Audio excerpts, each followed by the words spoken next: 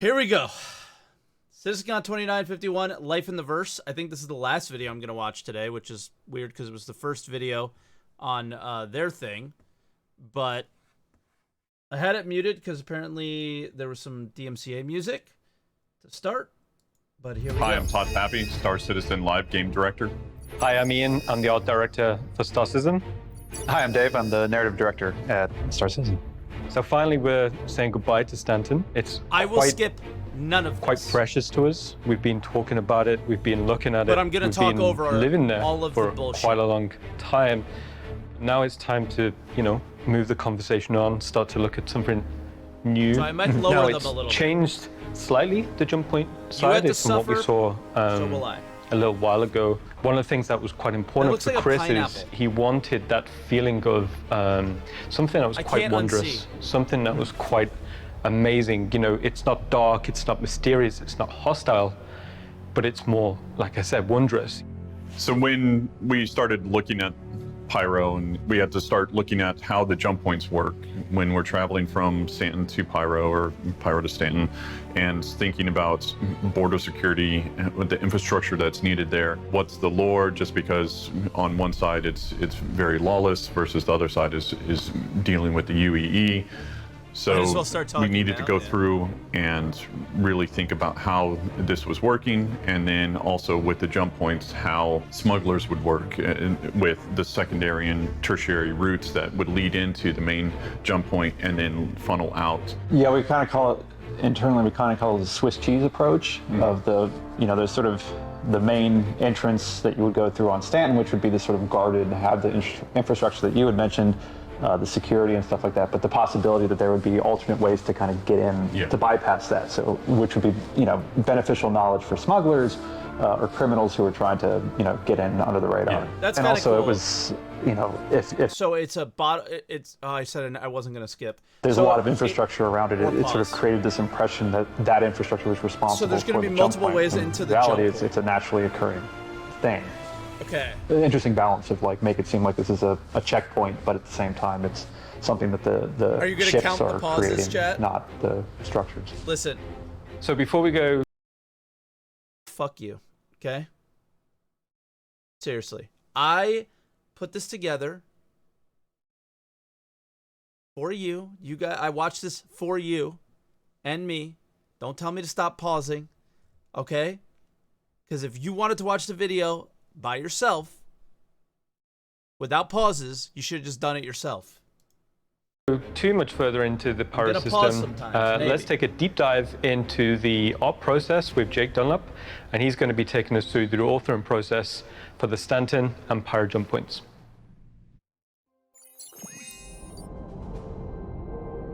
Bringing jump points to the verse has been an interesting journey as we've been designing a new never seen element this in guy our game. before. We've put a lot of time into creating two solid examples of different types of jump points you'll eventually see all around the verse, one in Stanton and one in Pyro.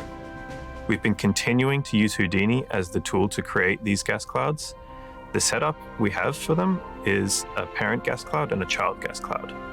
The parent is mainly used as an establishing shot when you arrive in your ship from quantum travel, while the child is used as the main gameplay environment and is placed inside the parent.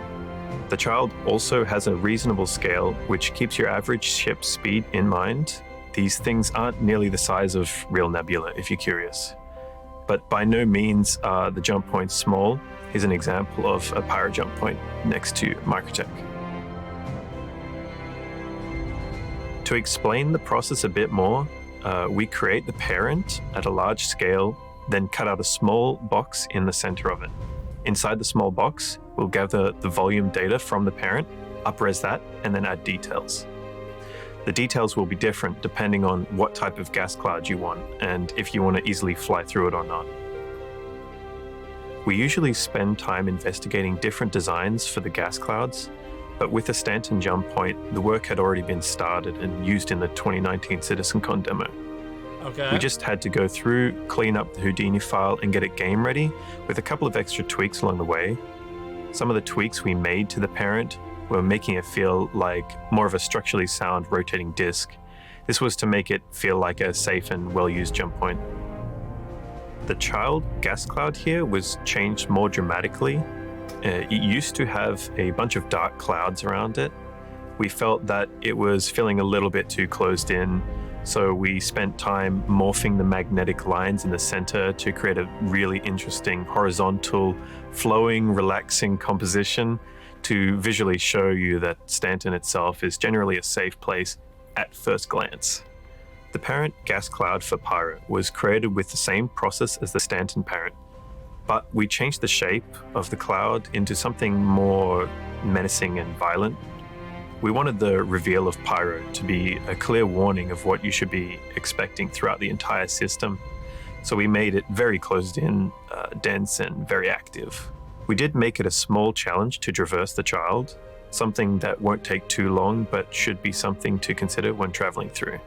Something that helped really quickly create a fun traversal route was creating a white box play area in engine out of solid geometry and flying around it right away. Weird. After we were happy with the route, we exported the geometry to use in Houdini, where we converted it to a volume and combined it with the upresed area of the parent to export that out as the child cloud.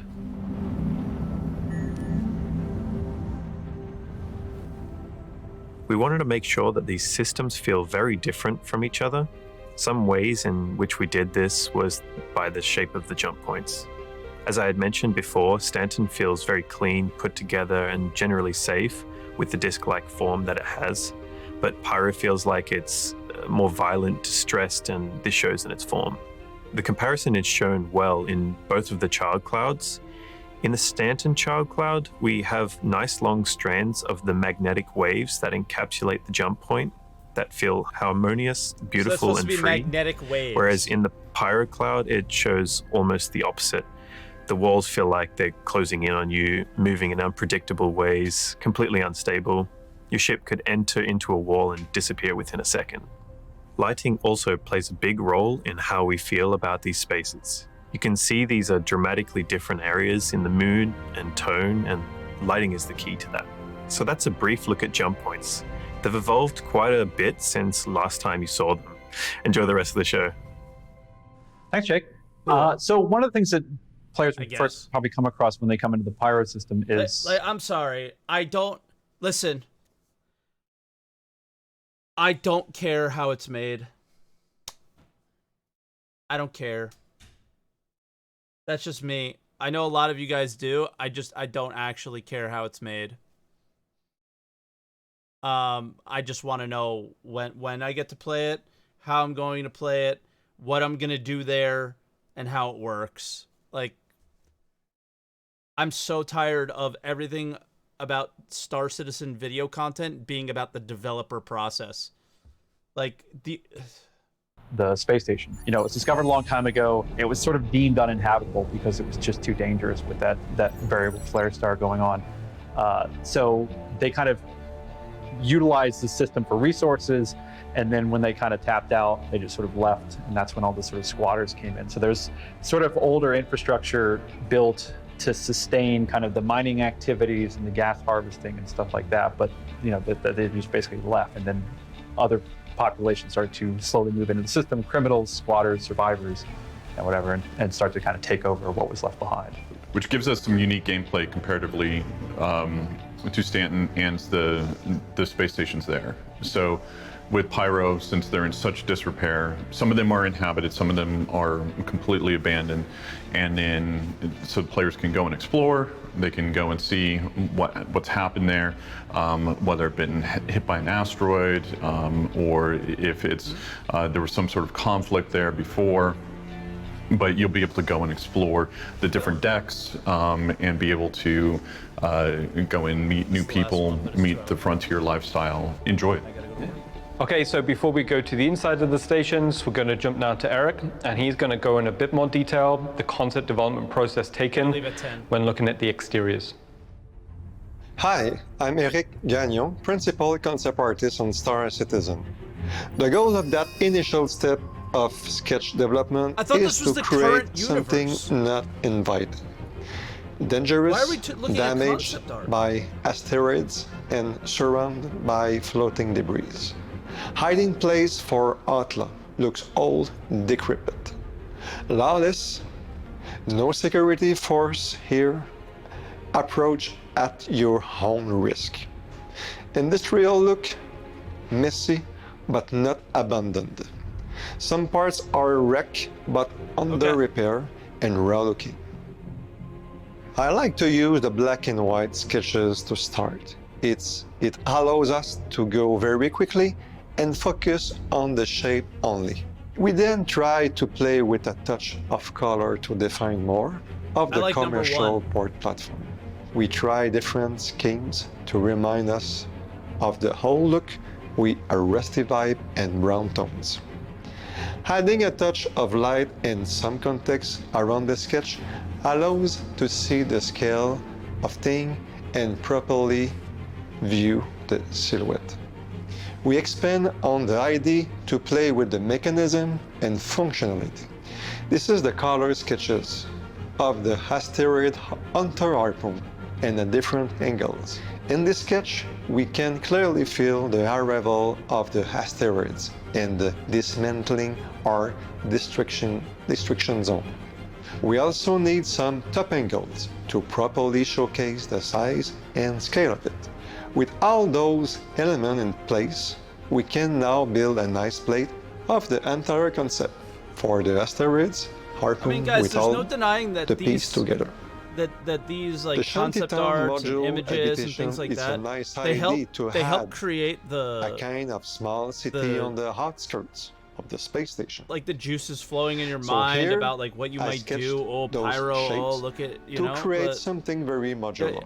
From it's the just like grayscale, from it's pretty experience easy now. to do None a of color this stuff pass. translates I played into game with very a color palette that reflects the vibe of Shantytown. 1.75 speed? No. Here like, we can I easily haven't see seen this how yet. cool If the you already area have, is go going to somewhere be. else. Another angle shot here is pretty nice too. Playing with warm I'm sure there's plenty of and people cold playing color 315 contrast right now. is interesting. I would love to. I'll do that All tomorrow. those different angles help define and expose the different elements of the concept to properly illustrate it. Now we have a nice board of this sketch phase. We apply the same process here for the commercial port platform. The black and white sketches are a good way to go. In this image, we see the silhouette shape sketches for the front of the port platform structure. You know? A quick side view plan here is necessary to well build this design. We fill the form and the ratio and the size of what we want to achieve. And of course, we create a color sketch to see what it could be.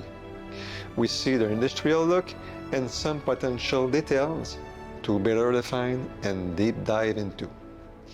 For those, we have a deeper design exploration of this industrial area.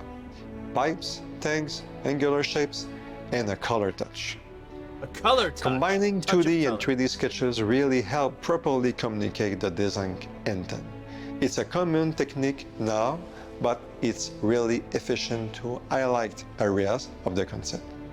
Using 3D is also very useful for level designers to validate the size and shape of things when creating the environment in-game.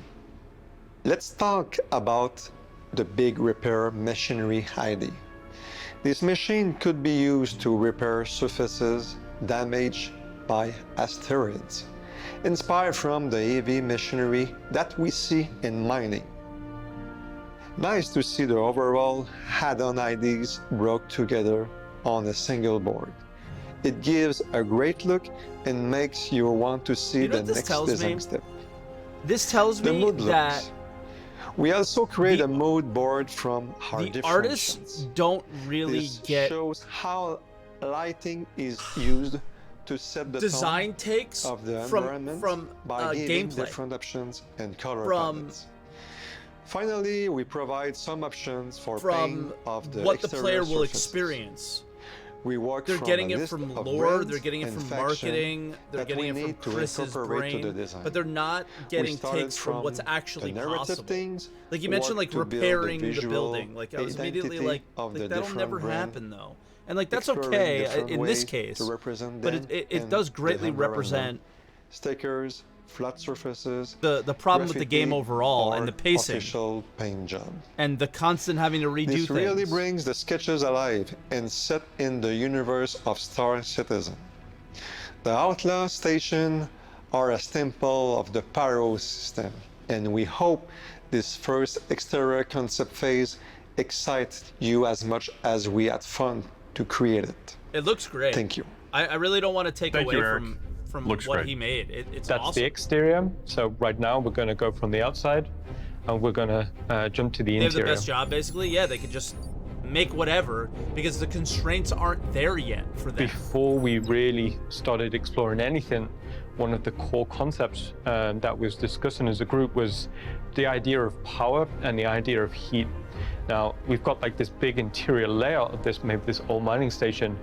How would they have adapted the space? You know, they would have, like, okay, we need power here. Okay, that will create heat. So we started thinking about, okay, where would the heat lamps be? And then where would light come from? So just the principal concept of power, creating heat, creating light, that was pretty much the core of the start of the visual development process. So when we started talking about it from a design side, we needed to make sure that we were covering certain shops, just basic needs for the player. Everything's bare bones.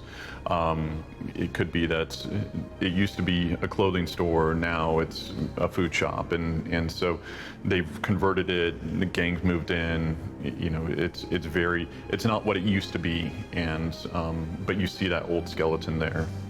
One of the things that definitely we've been talking about with Pyro that we didn't really get to see in Stanton is the idea of the sort of the gang presence. So, you know, that idea that they're the sort of local law in the area.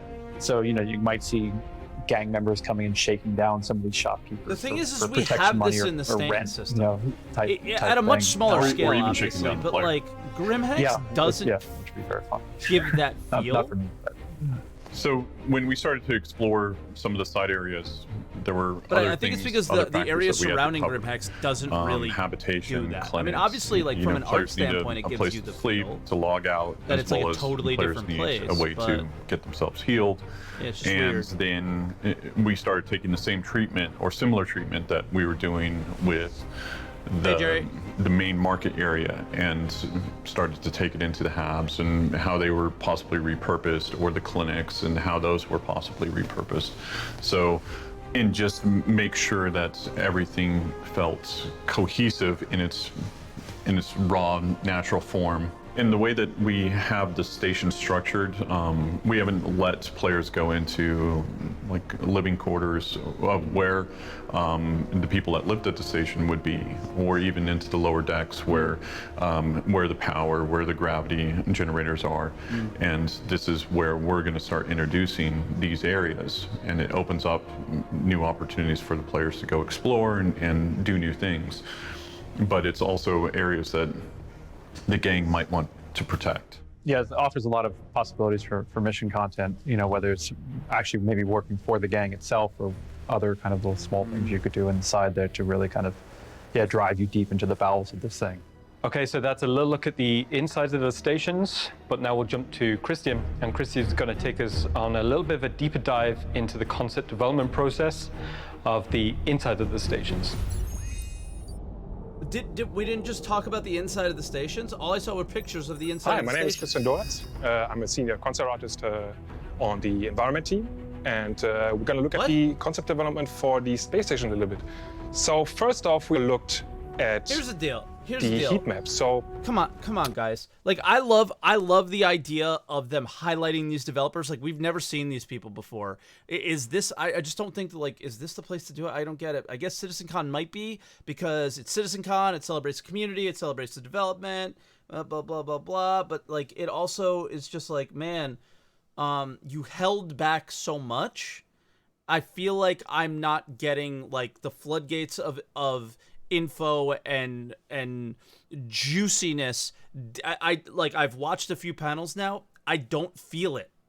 I don't feel like I'm getting hit in the face with information and visuals and excitement. There is a lot of it's like what completely the meeting my electricity is expectations gone, of the like heating is gone, and the extremely low visible air, the expectations. oxygen is gone. So there is pretty much all of those connected areas. They are lifeless in a way, right? So you wouldn't settle down somewhere in between those empty corridors. We were trying to sort our thoughts and get them on paper, right? So we were exploring different ideas that we on the concept team had in mind. So we were thinking about pathways that the player and the NPC could take. So what would happen? We were thinking about what would happen if all of a sudden one pathway is blocked off or another one will open up, right?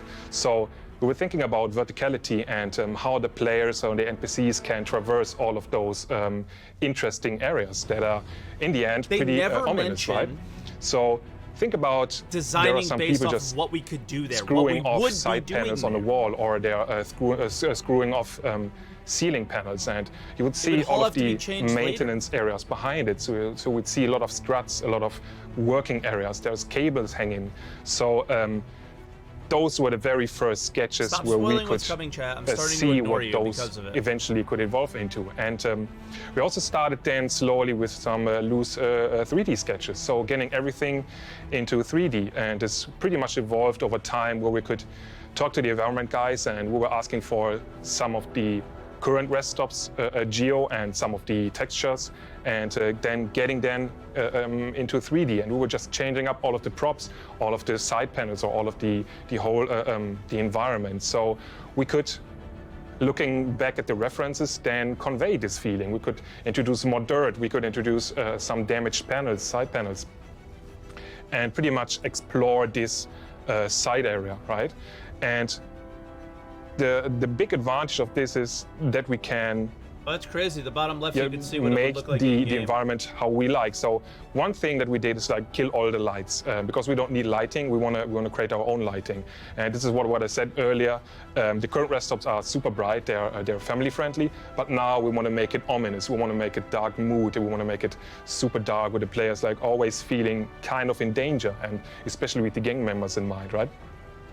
So this would allow us to create one of the very early, or one of the earlier 3D explorations, which then lead to one of the final concept arts, or the final implementation of this. So when we were at the point where we were kind of okay, or where we thought like, okay, this is an environment that we want to see, gamer lights in then the we took background care of about the last everything 20%. now? So the last 20% in this case means having a final render and painting over. So we were just painting over in Photoshop and doing some more refinements for the mood and the lighting. We were painting in some of the decaling and some of the graffitis, because it is ultimately easier to do all these things in 2D than in 3D and caring about the materials.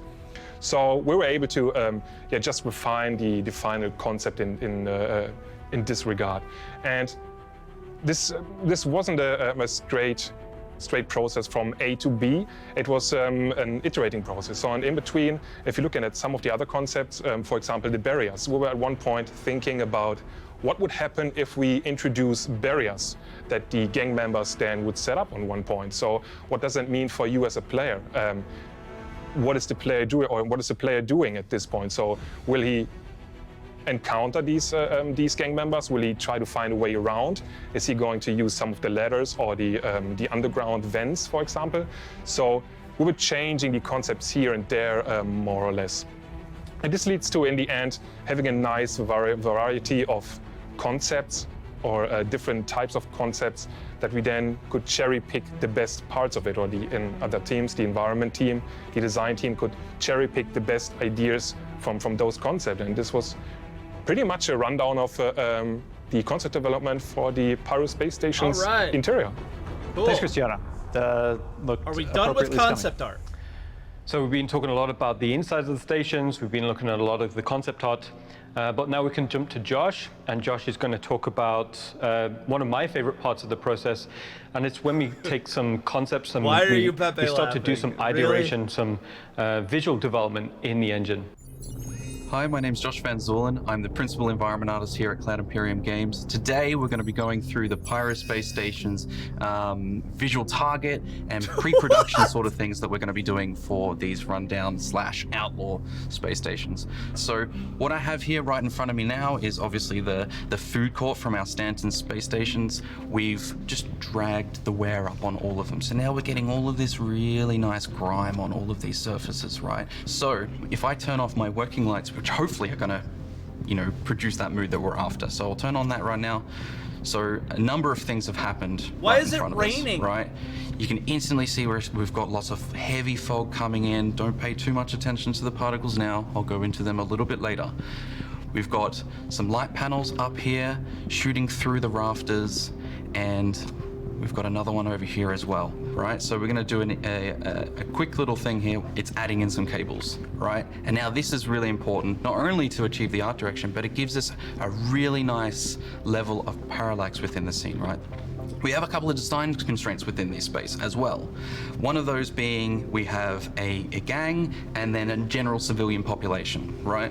Now, one of the things that we wanted to do in terms of that design in this particular space was separate it out in like a kind of class type system, right?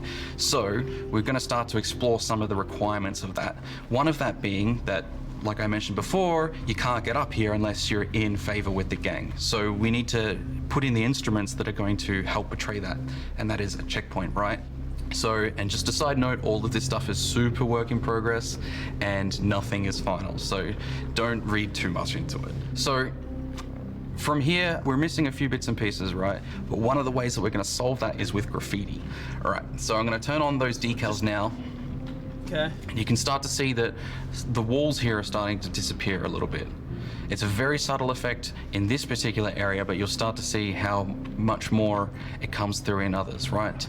So moving on from here, we need to start putting the stuff in the environment. So bear with me for a sec when I turn this on.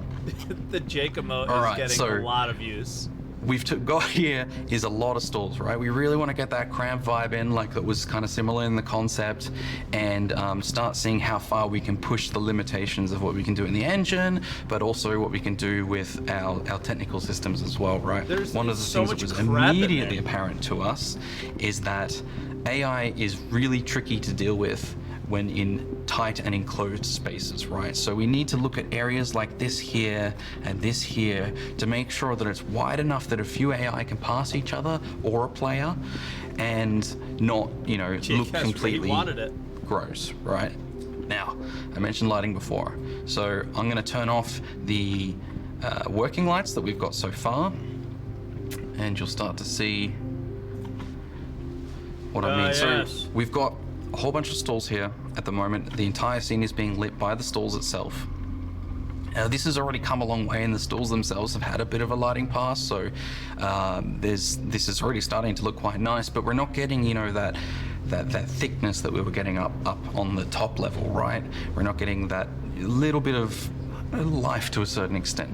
And we're also getting these areas here where they just fall completely into darkness. The NPC's not standing like this. So obviously, like I said before, we'd be doing lighting as we go through this process, but just to see how much of an impact that pass can do on an environment like this, we'll just turn it on for you. So you start to instantly see we've now got a lot more thickness within the environment. And if I just double check just to make sure that our lights are generating correctly, cool. So we're getting a lot more voluminous lighting now. We're getting all of these heaters coming in now, the heat shimmering off them. We've got these little portable ones lighting up the place. We've got some ones that are hanging from the roof, ones that are over in the corners and stuff like this, 420, right? dude. So we're starting to get a lot more mood in this. This is starting to feel really nice now. Yeah, dude. Now, what I was mentioning in terms of the rain, right? So yes, we're talking about the rain now. Why is there rain inside, right? So this is generally a really cold station. And when people are in this area that's in the center, because there's so much stuff happening here, it's starting to get warmer, right? You've got the heaters here, you've got the gang that is kind of maintaining a lot of this stuff and producing a lot of the heat themselves. This is prime real estate for where everyone wants to be, right? So what happens when you have this many people cooking food in this one small area, you know, breathing hot air, that sort of thing, it all starts to rise in this environment, and it starts to get that massive cavern, right, that we've got up here, all the way up to the roof there. This As can't it make goes up, weather. it starts to cool down, right? And we start to get precipitation inside, where it starts to rain. And even in many It instances, can't we start to rain. get a Like, little bit that's of not ice a coming thing. There's through no as well. way that there's enough. So that means It once it's all it's not falling a down thing. here, It would it's make actually quite condensation. wet It would and damp. like drip It's still sometimes. cold and a little bit warm around heaters, but it's generally quite damp because of that weird kind of event. Now, But, like, the rain, it as can't it be currently cloud sits, is just a systems. Like, placeholder what? asset that we're borrowing from Squadron. How do I know? And 'Cause that I will took have to science obviously be class in remade fucking to suit 6th the grade. amount of rain that we want to have within this environment, which won't be, you know, crazy, but it serves as a proof of concept would for what we're drip, trying it to wouldn't achieve. rain. Right? So that is pretty much Pyro Stations. I hope you really enjoyed seeing the breakdown that we've done here today. And I live in Florida. Learning a little bit about the process of going in and doing a visual target, and you know, just a little bit more of that earlier process and problem solving that we go through. So yeah, I hope you really most enjoyed humid the rest place of ever. Citizencon here today, and I'll catch you later. Cool. Thanks, Josh. That was looking really good. All right, so as we continue our process of exploring the Pyro system, All right, we're done with the now I concept, think right? it'd be good to look a little bit at the planets and moons that populate the system. Now, one of the things we thought would be interesting to talk about is how do we design a system from the ground up? As with all of this, we on, always start from This is how they narrative, filled 2 Before we hours. put any pen to paper or we This have is not any a discussions Keynote. about player experience. We always start from the world that Dave and others have kind of built. Yeah, I mean, and again, it's also the thing of, the Pyro, I think, was first initially conceived very early on in the process, but once we finally are tackling it from a realistic, practical, how we're going to build this, what is each planet going to look like, it's important, to ask more questions about, to flesh it out more, because we kept it intentionally kind of vague, because we want the art team to, you guys, This is how to they do started what you the do, entire and the event off designers with to do what they do. 30,000 people So watching on when Twitch. we started that I wish exploration I saw process, Twitch we chat. knew we had like I wanna go back and look a at the ballpark VOD. that we needed to They're stay probably in. like resident sleeper So the we whole literally time. thought, okay, how do we design a system? And fundamentally, it I kind of texted comes Emmy. into I was like, I was maybe listening to this on the 3 car key on the way areas. to work. I wasn't watching. I was just listening. Because we're a space it game, sounded the so establishing fucking shot of sleeper. that planet is very, very important, because it describes everything from continent breakup, fundamental palette. So right from the get-go, we started to sketch in ideas of what the key. Like, when are they going to realize we establishing just shots want were to gonna be play? like. People just want to And play then from in there, this universe. then we jump don't want to hear into about it. key art. So key art is basically on the surface. What is the mood? What's the tone that we're expecting to see? And as you're saying, mood the first and one we tone, wanted to tackle was Pyro 1, because David All right, described this wonderful here's the picture. thing, dude. There's something that has to be said for the first time you experience something too. Like, I feel like all of this is taking away from the first time I ever go to Pyro. Like, getting a look at the behind the scenes and all this all the time. Like, obviously I could choose to watch it or not, but at the same time, like, I feel it does take away from it. Am I being a bit silly? Of course, some people want to hear about this. Yes, some people want to hear about the behind the scenes. Some people want to hear about game development and how it works, but a majority of the people just want to play the game. And like, for the starting off of a show, and it was already clear in our minds about what it wanted to look like. So we hit that first, and we wanted something hostile. We wanted something hazardous. Also, as part of this process is we knew our current tech limitations, but we also knew what we wanted to do in terms of our future tech, future planet tech, weather, so we kind of went crazy with ideas as we was exploring. So we went through the various planets, did some key art, and again, put them up on the board, and just to validate, we are keeping within that palette but we're getting that diversity. We're getting that And the diversity ships. Yeah, of color, ships and hue, planets. value structure, silhouettes, composition, because even within something like Stanton, there's variety. You know, that was very important for me and the team, where you want to feel like you're on a space opera. You can travel around, but now we're going to a my completely wife other says system. this. It's playable so concept we continued art. that ideation She actually process came there. up with that. So we had the establishing shots, we had some key art, and then from there is we create like what we call like breakout packs.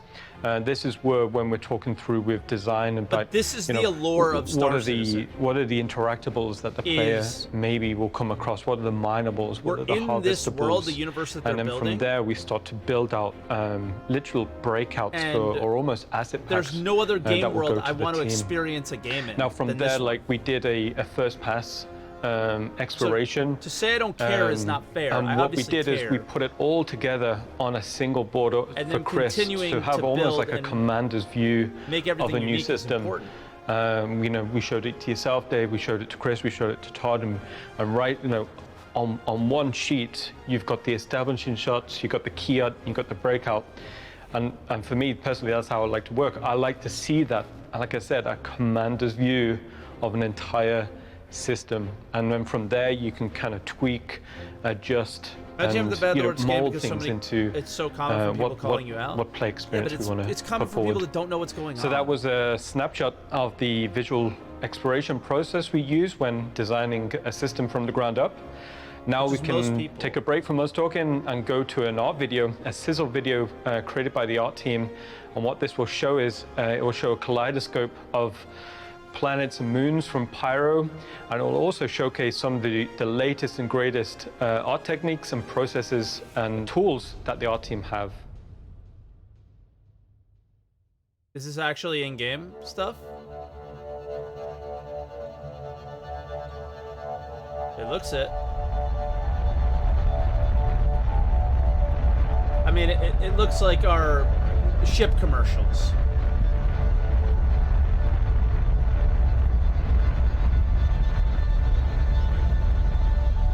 So not necessarily based in reality, but cool.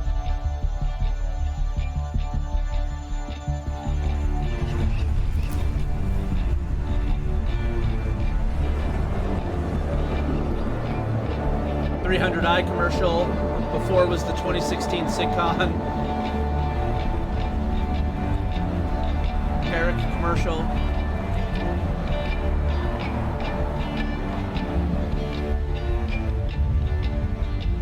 Oh, that blue.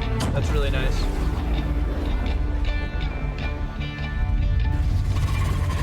I mean, listen, guys, we all have our favorite moon because of what color they are.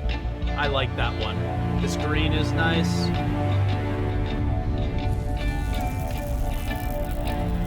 That guy is repairing a wheel on a ground vehicle. Okay. Yeah, okay.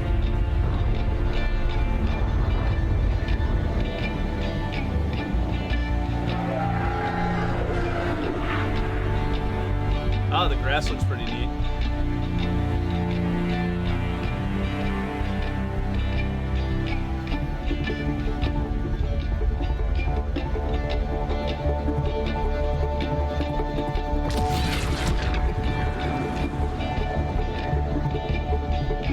Is there a gas giant in Pyro?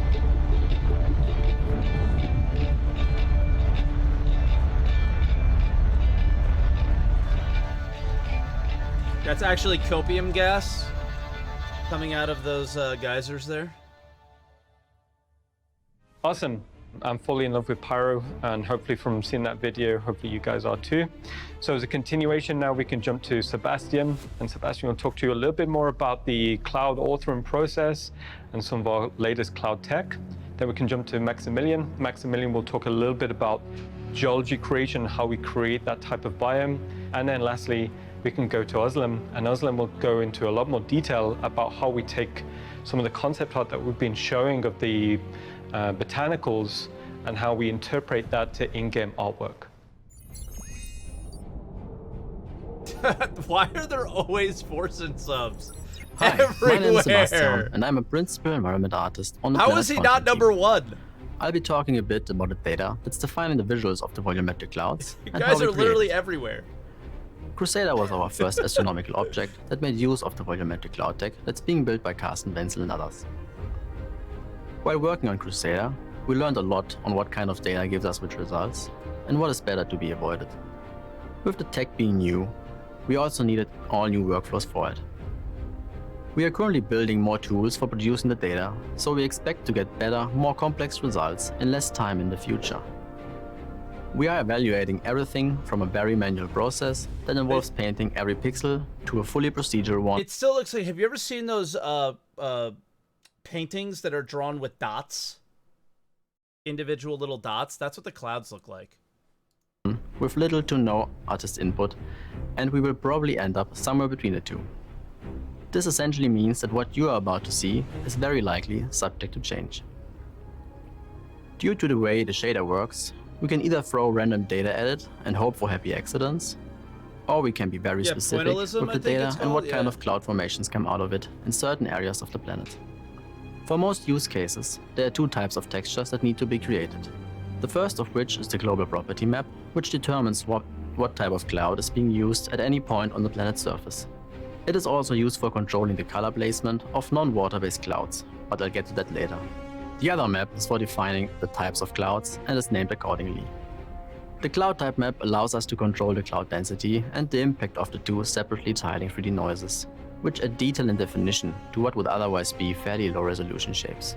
The way the two textures interact is maybe best compared to forming a vase out of clay on a pottery wheel, and that's kind of what we're going to do now. In this video, we are revolving half the silhouette of a vase around a circular pattern, which gives us a vase-like shape in 3D space. The big difference to a pottery wheel though is that we can not only feed it data in the shape of a circle, but ultimately whatever shape we want. With the density channel, we can control how thick the clouds appear. White pixels represent very dense clouds, black pixels produce no clouds at all, and then we also have everything in between. There's always a tiny bit of impact from the tiling noises, which you can see to have an effect on the lower density regions. The shaping noise and its control texture are the most impactful in terms of turning a nicely shaded volume into something we can clearly identify as clouds. How much it gets to affect the shape of the clouds depends on the brightness in the corresponding channel of the cloud type map. By combining density and shaping noise, we can model everything from dense clouds to soft, more ethereal shapes and everything in between. The last of the cloud type map channels controls the erosion noise.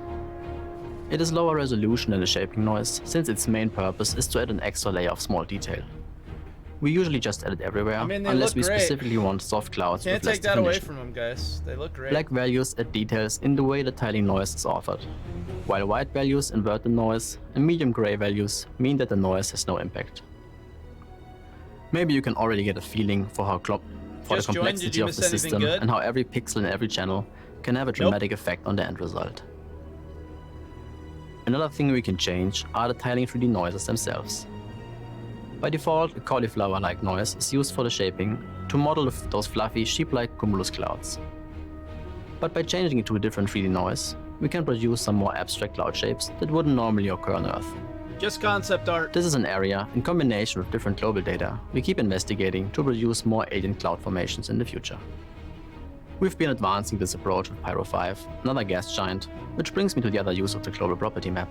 It has a second channel, which, in combination with a color gradient, is used to control the global color of the clouds for not so physically correct coloring of the gas giants. We sometimes have to restrain ourselves to not make brightly colored balls of cotton candy. There are a lot more settings that allow us to tweak everything from how the clouds are shaded and shadowed, over the global impact and frequency of the detail noises, to parameters that drastically change what results the textures I've shown you today produce. You'll have to bear with us as we'll figure out if there's a best combination of settings and how those might change once all the features that are still planned eventually get added.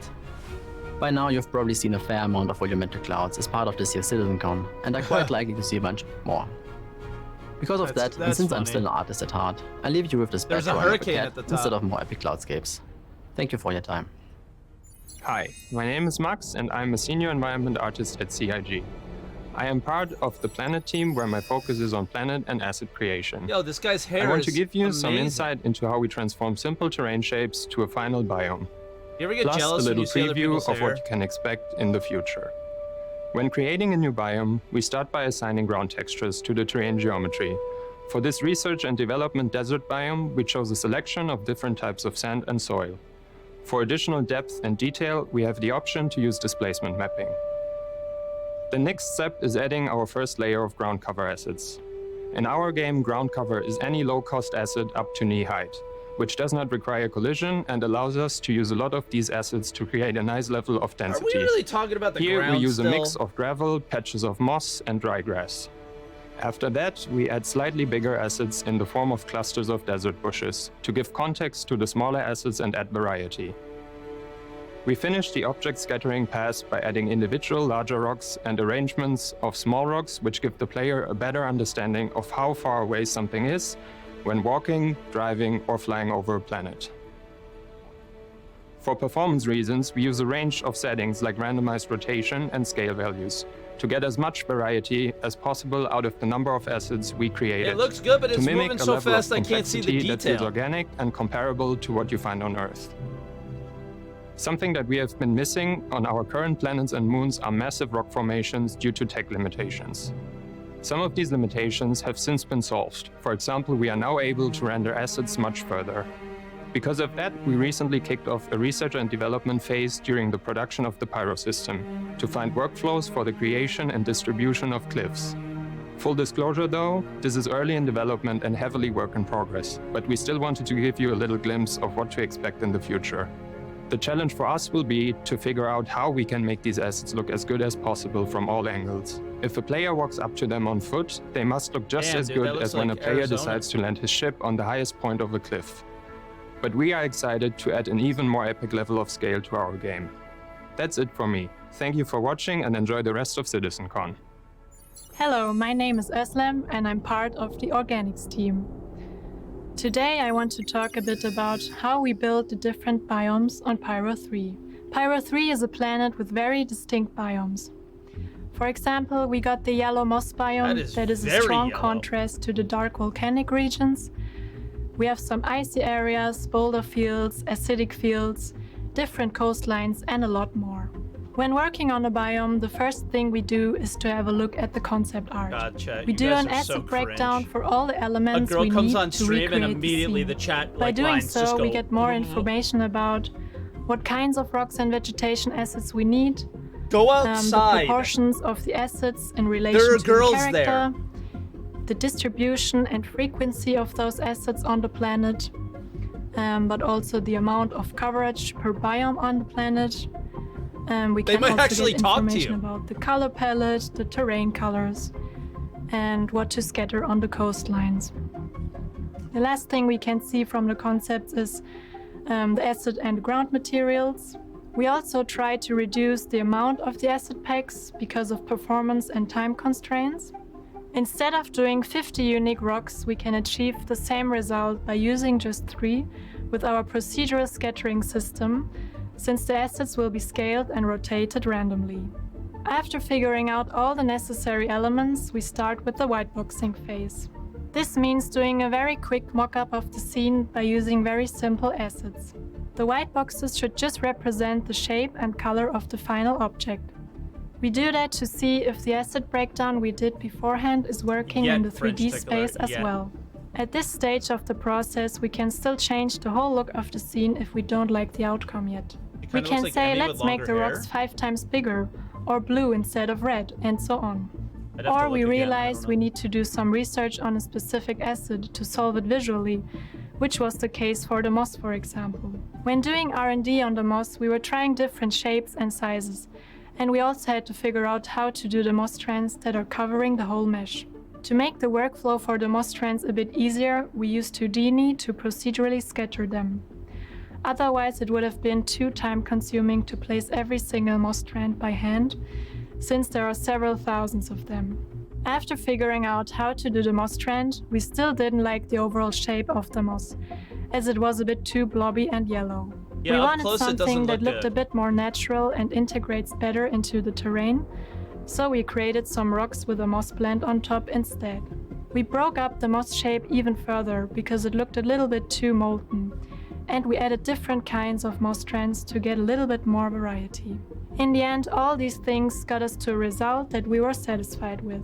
The usual approach to setting up a biome is to start with the largest elements first and work your way to the smallest one. If we take the moss preset as an example, we would start by adding the like largest macaroni elements and first, cheese. then adding some smaller moss patches But like the around it fake to kind. create a nice fall off. We continued with adding some flatter grass to make it sit nicer on the terrain. But then Death we Stranding realized 2 we looking needed good. something bigger True, to bring yeah. the elements closer I gotta together. play that game. So we decided to add some high grass as well. The final steps are adding some ground cover like small rocks or tiny moss. As you can see, while building a biome, we need to That do looks a lot several better. iterations to get the best visuals. Thank you for watching.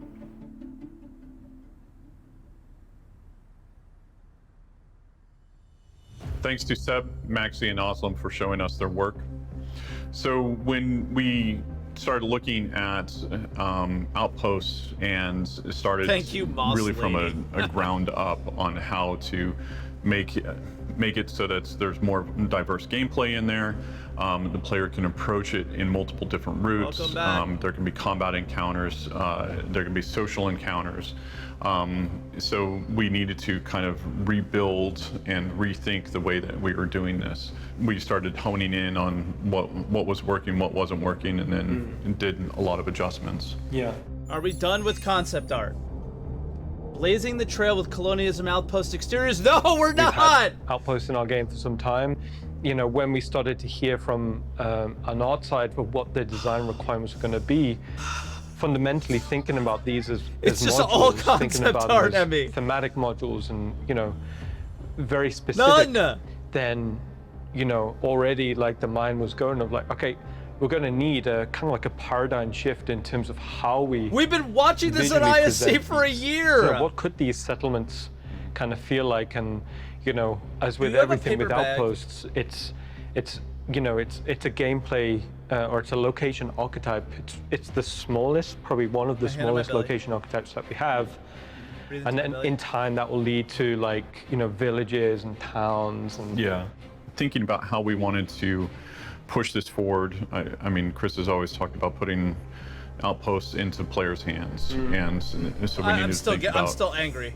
how would this expand? How would the players be able to make these homes feel, homes or outposts or even businesses feel unique for the way that they want to play? And then there were even tools that we had to create in order to actually be able to embed these into the ground and make sure that it worked much better than what we did in Stanton, because with those we had to have them kind of on stilts and just the points of contact were very limited for the ground. right. If I connect these modules together, how do we get something that anything to doesn't eat? I'm feel hungry. like Well, Awesome. I know that design, we came up, in particular, Andreas and Dan came up with a long list of things, okay, well, here's what we'll need in HAPs, salad, here's what we'll need, for utilitarian, here's what we'll need for defenses, here's what we'll need for power and some oxygen, life support, so on and so forth. So there was They a recently just very took them long off the list, and then roadmap, it's so how I don't can know. we take those and make them feel unified and My visually favorite thing unified together. is what they're showing Yeah. right now. They literally just took off the fundamentally the roadmap thing like 2 that weeks ago. probably got us the most excited is finally we've started to think How can I about get these excited as about this? like unified settlements, base building. So as you can see on some of the concepts, we deliberately presented early exploration shots in this kind of like semi-isometric view to see, how does it feel if I'm laying out my base? How would these modules kind of, tie together? And it kind of got the team excited. And finally, we were thinking, all right, these settlements are going to be more than just, like a single outpost. Can you skip this, please? I but suffered more like yesterday. a Not sure if I collection can of suffer anymore. modules. Yeah, just go somewhere else. So man. just to continue I on didn't with suffer the yesterday, so it's my module turn. building and the module creation, we can jump to Christian. And Christian can talk in a bit more detail about the visual development process we did for creating the exteriors of these new outposts. Oh god, so they're gonna do the exterior first, and then they're gonna do the interior too? Okay, so we've talked a little bit about It's the same colonialism, guy? and, now I'm going to show you a little bit more about the modules. Oh So god. the very first thing that we did was creating all the primitives and all the primitive shapes into 3D. So as you can see here, we have a lot of variety, right? Are they going There's to talk the about cubic like coming us in, ever there's using the cylinder these coming in, ourselves? the spheres coming in. For example, if I take this building over here and Building I our own duplicate it outposts and move it around, I could just with the spaceship that I simply spent grab some of the other $700 on ones and combine them 6 together. years and ago. you will see later on that this is one of our archetypes, or one that we pretty much liked, right? So you can see here already there's a lot of variety of entrances, maybe some garages, maybe some smaller entrances for for those NPCs or for the players, right? Already. And if I zoom in, all of a sudden you can already see like how they react to the environment or the overall scale, right? So if I pan over here and you see these buildings on the back in the background, so you're always having a first-person standpoint or a first-person view. So we were not only creating those entrances, but also smaller details and very briefly looking into the modules. So what you can see here is the very first concepts for the solar panels, for example, or the top-mounted, the roof-mounted solar panels. In the background, you see some other nice details that we can then just pick and put on our buildings, right? And some of the very last that we did, they're pretty much those. So those were one of the archetypes. And you see, there are small buildings for housing or housing buildings. There are some building types that are more communal. We have some secondary and tertiary buildings like those radio towers. If you imagine you're a colonist on a planet, right? There are multiple settlements on a planet. How would they communicate with each other? So we have kind of a radio tower, or some of those cooling devices. So if you imagine maybe there's something underground, there's an even bigger facility underground because you're on a very hostile planet environment. So you want to store your very sensitive data underground, and we were looking at those hints of life. Maybe you are a kind of a farmer. So you see already this is the first archetype. This is more cylindrical. There are some storage spaces coming in here and there. So where would you store your oxygen or your water, gases, for example? All of this is just a consideration from our side. And you can't store stuff unless you have those things. This is more pyramidical. So we were looking at also again the same materials, or changing up the materials. So now it is again more concrete, and the color palette is changing. There are some of the storage coming in, and going then over to the next one, it is again looking at different materials. There is some storage buildings that are not in one big storage facility, but it's divided into smaller parts. So you have to walk around your settlement and see like, okay, I can put some stuff in here, but if I need something else, then I need to walk over there. And there is some playing around with some more entrances and windows. How do they react to the environment, right? So this was just one of the very many files that we created. So those are mostly buildings, but we have different files for assets and props, and how they would fit inside this main architectural style that we wanted to see more involved, right? So just a very early version of the refinery, for example. Yeah. But all of this in the end was given us the opportunity to just cherry pick the best ideas that we felt and then appropriate you said that they're for talking this specific, about us building these ourselves. This specific colonialism style, right? That's a shot of copium for me. Other people were able then to just grab the best parts and then use it in the actual game engine. The thing about this is it starts with the assets. Yeah, this was pretty much the concept development for the colonialism modules. I hope you have a great time, and wish you all the best for the next panels that are coming up. Thank you.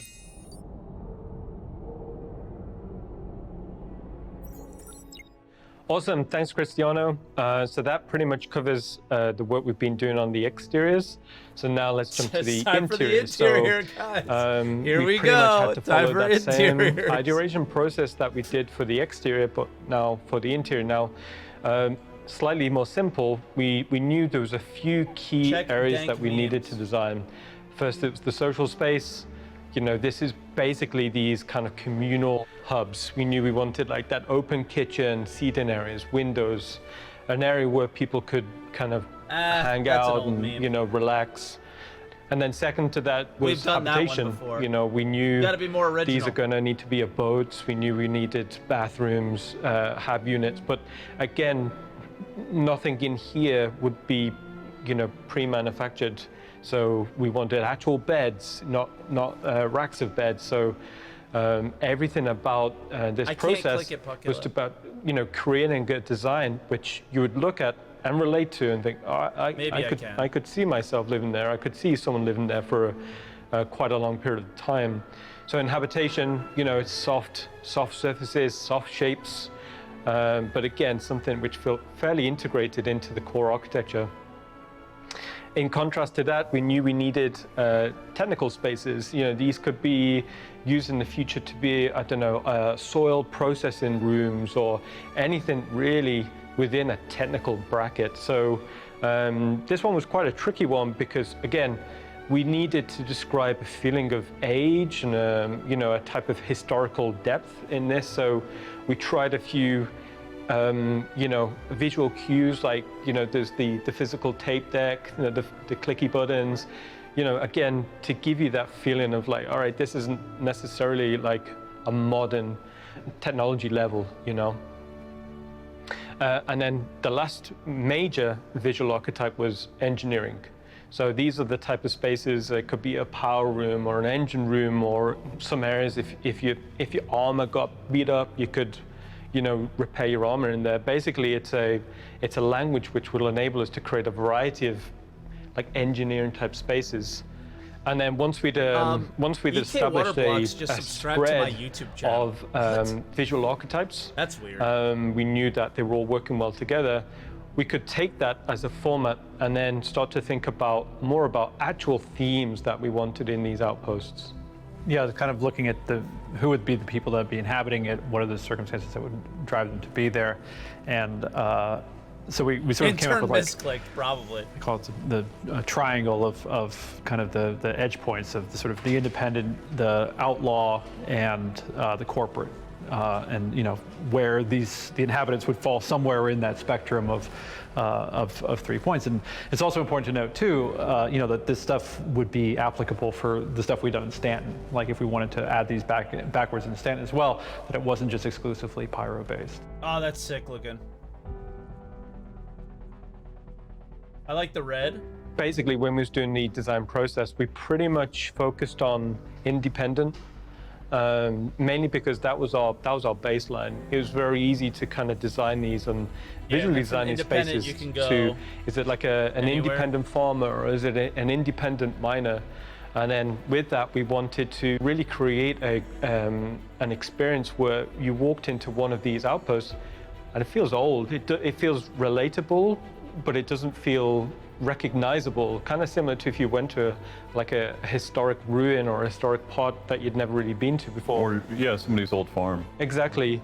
So we did a lot of exploration process of like, what type of artifacts would you find there? How did people used to decorate the house in this time period? You'd still see patterns, surfaces, shapes in these independent outposts. Yeah, even early versions of modern technology. So you could see that, oh, this is like the mobiGlas I have, but it's an older mobiGlas, or just as an example.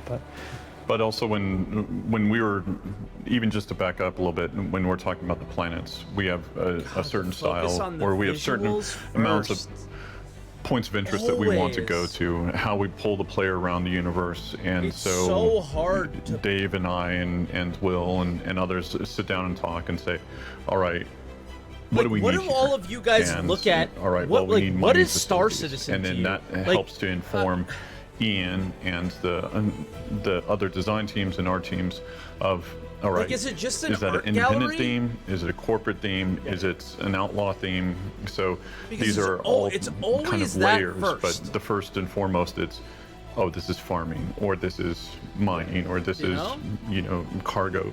Because looking at something like Pyro 2, which, again, starting from that sort of original Prey-C sentence of the planet, was the idea is like that was a heavily mined out planet that had been kind of stripped of a lot of resources. So there would be remaining infrastructure that would have been corporate back in the day, but is now independent or now even an outlaw setting. So, and then there would be the ones that would just be a straight independent one and stuff like that. But yeah, exactly like you said, we start with that sort of the base and then apply the theming to it to kind of... There's no other game I want to play a game in than this one because of that. We kind of wanted like a space catalog, like a furniture catalog. So I know this is quite big for Chris, is we kind of went down that process of, okay, let's design this one independent It's all marketing. Yeah, outpost but you need to have in a something few to different ways. market. Like, how could people have decorated it in many different ways? And You know? it's quite a fun process because you basically People create still get excited about space this furniture stuff. catalogs, which again are going to be ways for the developers to be able to dress and world build, but eventually maybe it's a way for people to decorate their own spaces. When we're thinking about the outlaw versions of these outposts, again, the process is very similar. You think They're about dirtier. There's the shit visual everywhere. rule Cool. sets, which would turn this into I've seen an this so many outlaw times. outpost. Namely, has it been taken over by hostile intent? Is the signs of combat, is the signs of destruction still so present? The actual physical act of occupying one of these outposts, have they defended it, have they boarded it up? Yeah, it could be any number of situations. Yeah, it could be outlaws are squatting here and they're operating it as a base, which makes it a potential combat space. Or is how it, much time is was it left? potentially an independent refinery that outlaws attacked and killed everybody there, and now Is it a drug facility, so on and so forth? Exactly. And then lastly, on with the corporate, I'm cutting it really tight. it's something that we really want to advance out into in the future, but that feeling that this location is owned by a corporate umbrella, that would tie into the branding. Maybe it ties into the costumes that you'd expect the NPCs to be in there. So there's a huge amount of visual world building that we can do to present these outposts in a few different ways. And even potentially reputation as well. Like we talked before about that idea that if you do missions for a corporate outpost, that it reflects in your general relationship with that corporation. I mean, that ties into the clan tags. Like maybe you've just come from one of the space stations that was occupied by a certain gang type, and then they sent you to. I'm listening. I'm just a going to settlement put on out one the of the tweet now surfaces that of there Pyro. will not be an ATC And clearly today, but I it's think I'm going been, to try and do it on Tuesday. Tagged by a different gang. So I can't you do it basically Tuesday, want that Wednesday. read and that consistency throughout. Now, one of the outpost themes that I was quite excited about getting into was the idea of a trading outpost.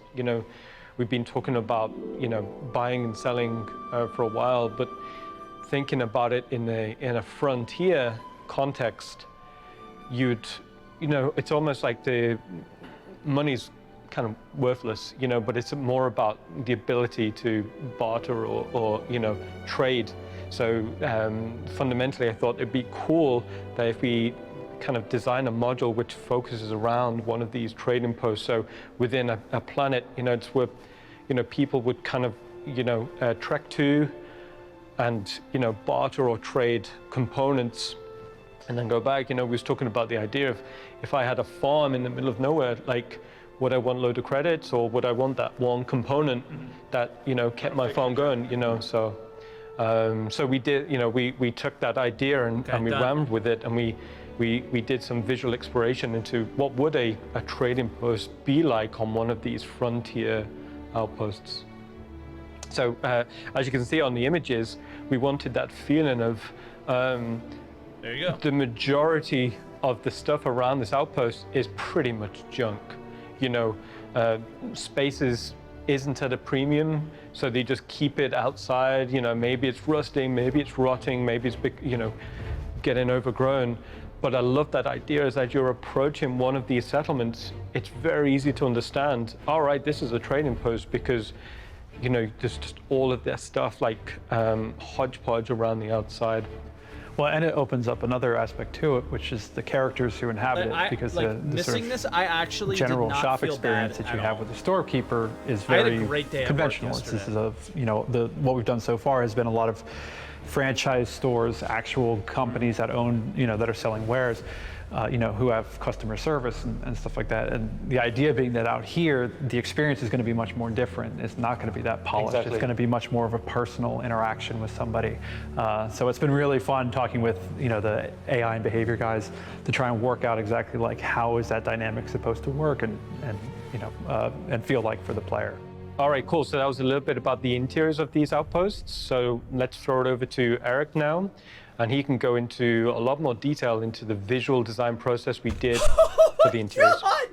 Hello, I am Eric Gagnon, Principal Concept Artist on Star Citizen. Today I will present the interior colonialism outpost concept and explain a bit how the pre-production process works. The goal is to create an interior design for the homestead colonialism outpost. I messaged It was the Burks first this. time we had to create a timeless design look. They were like, "Oh, so We sad had you the couldn't be on objective the to create watch party something with warm us." and with I'm a like, you cozy would not feeling have wanted interior. me to be At the on that watch beginning, we party. started from this concept would have art been made so by Christian Dorwitz. fucking toxic We have a lot of information if I was watching there this live. to inspire the interior design. In those I would interiors, have we been have the so specific toxic. zones. Social area, place to eat together, play game, leisure, the bedroom, place to relax, have a proper personal space, and of course, sleeping. The engineering room, the place for the building machine who maintains the possibility to survive there. The technical room, Burks the was grasping appropriate to find space to positives. analyze Why? minerals, some Don't elements of the like planet, why entrance, pretend? used Is it 'cause he was for on Morph storage Show and felt like he had to material be and positive or stuff something? to go outside. Like, At the beginning, we had an overview of the plant that's helped to organize the zone. To create all of those areas, we need to why do toxic? lots I've been of watching concept exploration art for in an design. hour and 10 Social minutes. area. For those sketches, we want a centerpiece on the ceiling. Could be a light, fan, or whatever that could be cool. Quality We of feel life, the curvy shape of that in-game, space. player Here on the experience. sketch, Where the I fuck play is with it? a very contrast values and a greenish color palette. That one is the best. Bruh, Long that was the vertical windows from the 2019 side, Citizencon. let the lights inside It the still room. hasn't After happened. validation of the most relevant sketch, we do a 3D blackout. As you see, this 3D blackout follows very closely to the last sketches. Yeah, Burks was From the being screenshot positive of in the Morph's 3D channel while blackout, talking I did shit a in our sketch over in a Discord. gray tone value. That helps to better organize the man. coloring phase to make sure all the elements fit and will live together. After this, I like to do a 2D elevation concept. It's a good way to make sure all elements fit together and the ratio proportions between each of them. The final key shot of the social area brings it alive. Burks Nice doesn't want to burn lighting bridges comes with from the CIG, window. obviously. Cozy I have not mood burned give a any soul bridges. to this social area. Now my concept art co-workers extract the elements from this key shot and break down the props to define more accurately. First, the homestead radial contour done by Danny Chan from the UK. That concept is the perfect blueprint to start the production. The color lighting people food is there on this one. More close-up version on specific zones of the radial kitchen contour. Some explanation are had to properly convey the intent of each part. All the details are there to define a fully functional stove. For the bedroom area, the process is the same as the I mean, it social looks area. sick. The sketch phase is essential. As you see here is an example of grayscale sketch. From one of those shots, we get a validation from art directors and CR. And boom, this is the final one. To detail the engineering room, we again go back to I the just saw painting Jerry. technique. This process again is key to send us in the right direction. The detail of the machinery, Wait, if you cabling, guys use my metal emote, you grates got really permabanned? help convey the ambience of the room, and also informs what players will have to do when they go to this place. This one? For the technical room, we wanted to make sure the technology came true. Again, it's the same process where we start from manual painting to set the tone and then deep dive into color, elevation, and then the final key piece. To make the homestead a living space, the bathroom props are important to define the functionality of futuristic hygiene. Finally, let's exit by the entrance. This is the first sketch exploration I did for Star Citizen. The goal of the homestead entrance is to show what the player has access to and set the overall ambience of the place. A huge thanks to all for helping to make the final result in the game match the amazing work that is produced during pre-production. I sincerely hope you will enjoy living in those homesteads in Star Citizen. Thanks, everybody. Thank you. Thanks, Eric. Awesome stuff. Now that we've shown a lot of art and talked a lot of theory, we want to get into game and show off what we've been working on. We're going to be showing you multiple playthroughs and how it changes based off of what you do and how you have faction with the certain game.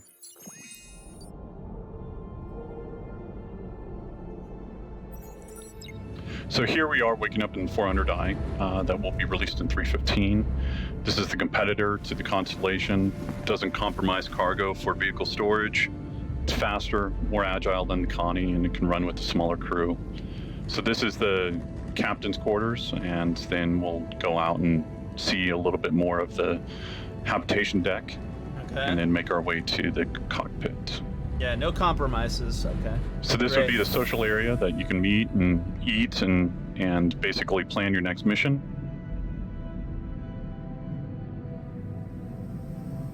So all in all, it's better than the Connie, of course. Everything and is. And then from here, we'll go to the cockpit.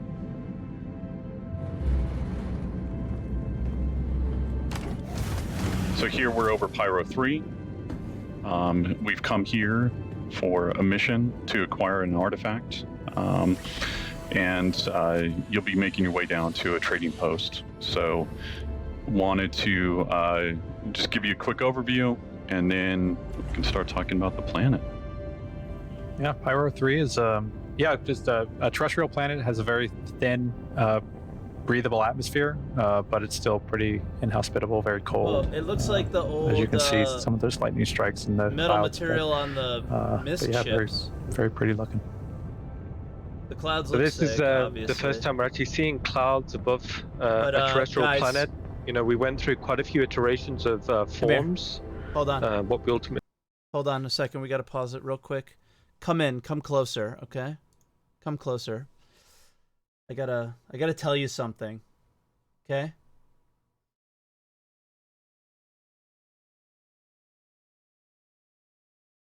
You can't fucking play clouds, okay? You can't play them. You look at them, and that's it.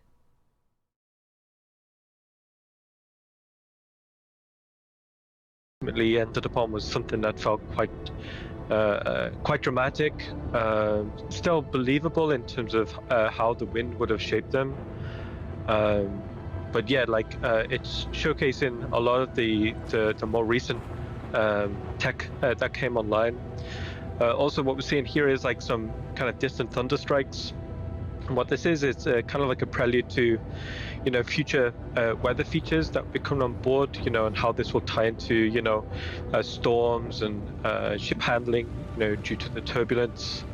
And it's great seeing the that's cool. The rain hit the canopy glass here, when you go through these cloud banks. Also, as part of the process of shaping, one of the things we really wanted to do is create these kind of like these pockets in between the clouds. So you're in these cavities. So as you're flying through, you get a glimpse of the terrain beneath you. But it feels really quite exhilarating, to fly through.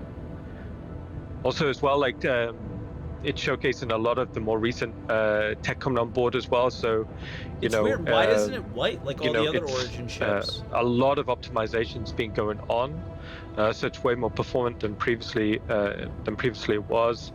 Also, the level of artifacting that we're seeing here is substantially reduced, certainly on higher spec machines.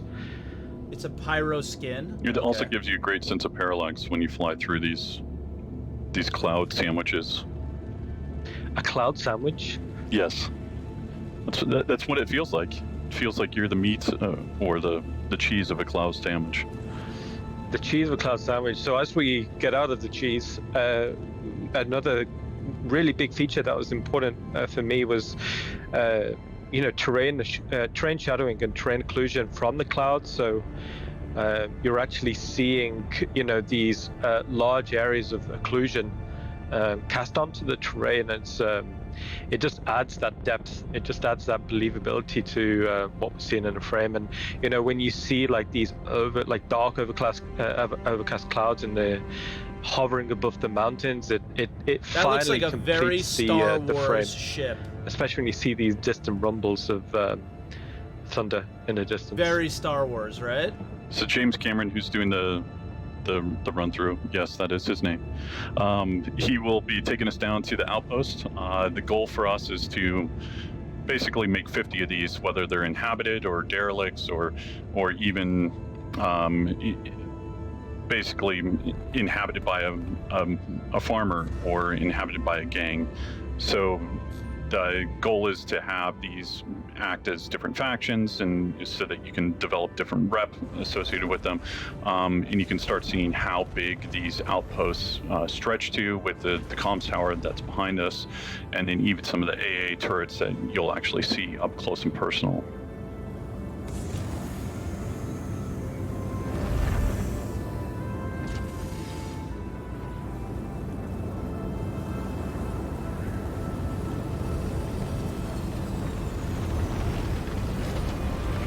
There's no landing pad, but they got that little. That was a really place, good like a approach little walkway. from James there. Good landing. That was a good solid 3 out of 10. 3 out of 10. Jeez. Ian's a tough grader. Yeah, I'd go 6 at least. No one's ever got a 6. Gotta watch me land, man. So here we'll go down to the technical deck. Show off the cargo area as well as the climate-controlled component areas, and then onto the gravity generator room and the stairway out. This ship is so pog. I mean, I think a lot of the ships are starting to not feel similar, but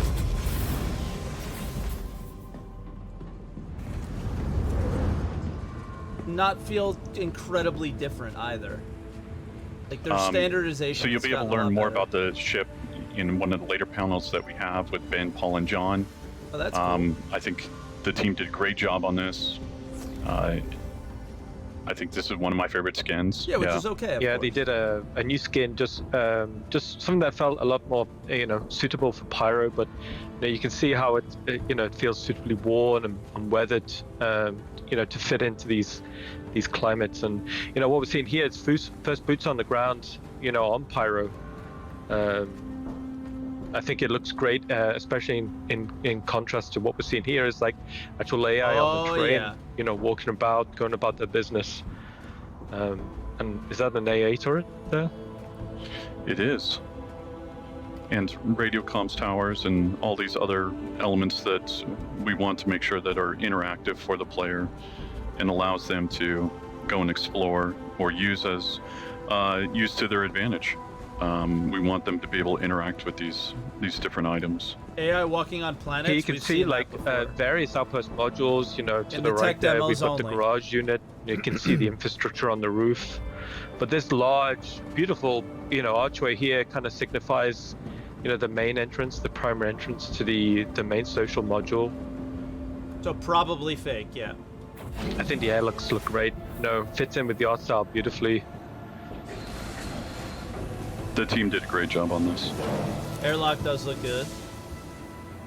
And then we've seen the concept art previously in the day, and then here you can see it translated in game. And I think it absolutely looks fantastic. The radial forms, is quite special to this art style, and you can see how that complements these archways that lead into other areas of the outpost.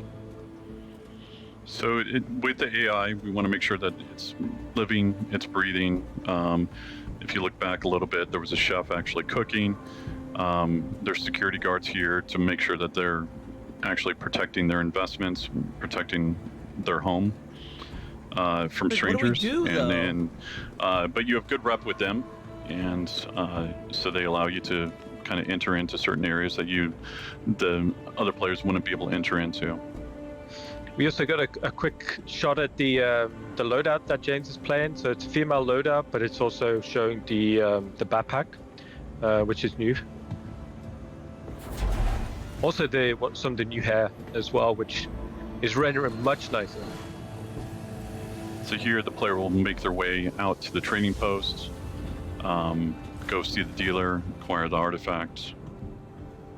And for the trading post, you know, we wanted to get all of the junk on the outside as well, you know, so the player can see it as they're approaching.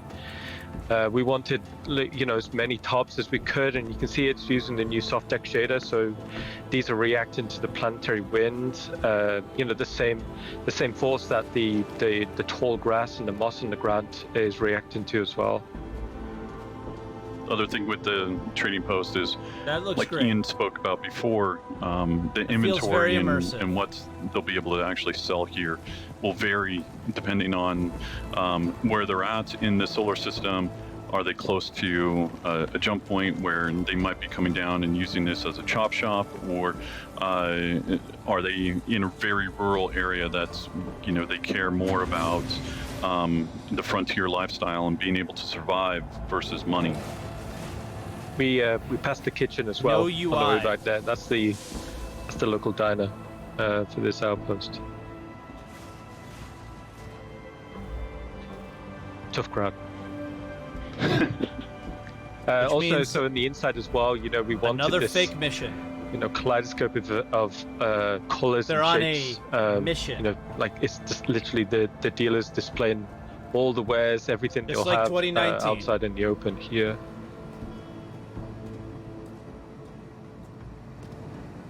Well, welcome. Take a look. I'm sure I have what you want, and if not, I'll have something just as good.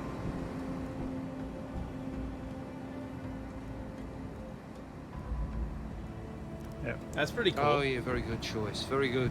So after 5 million credits of disposable income, we get our first look at the Hadesian artifact, which is obviously going to be what is sort of a super rare thing that you'll hopefully be able to start finding in the galaxy. Which is sort of, if you're familiar with the lore of Hades, was an old civilization that destroyed itself. So somehow this trader has gotten their hands on this artifact.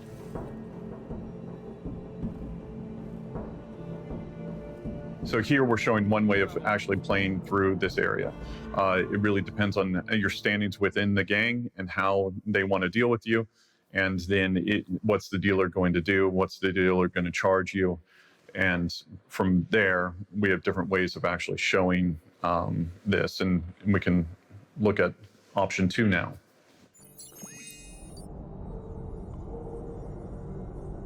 Okay. So here we're going to run it back a little bit and show off a different way of entering into the trading post. This is a little bit more straightforward versus in demo 1 we took a side route through the social area. So yeah, this is just some additional warehouse space that the trading post would have, and you can see it will lead directly onto this courtyard. And for the Keynote people, you'd see that the barbecue's still not been eaten yet. The grill master would be fired. Yeah. Still full of wieners. Yep, wieners. So with this area again, we just want to make sure that it's filled out with items, filled out with different things that you can interact with and possibly buy.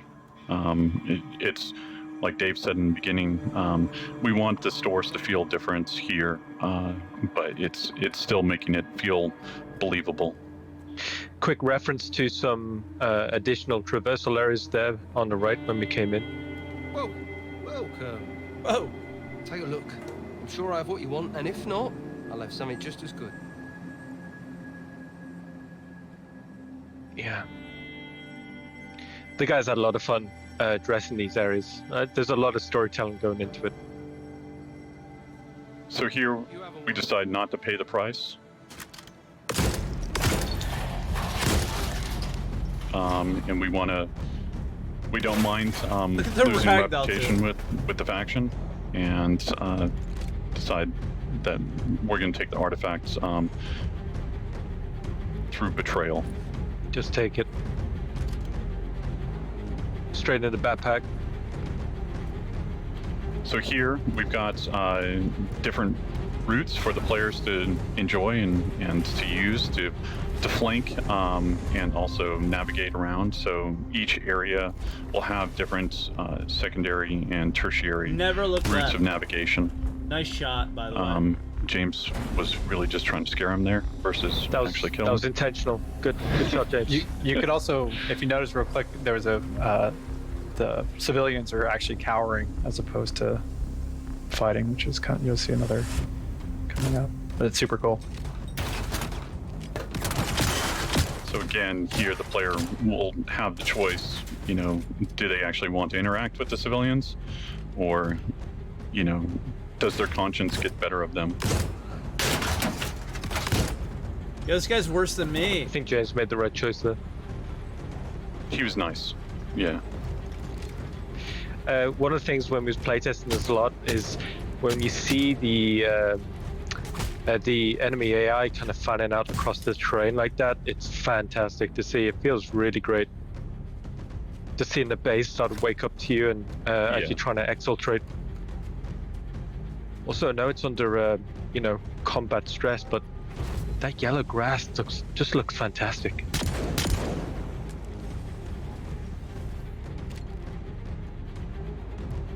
That's how I play. So here, James just wants to get out real quick.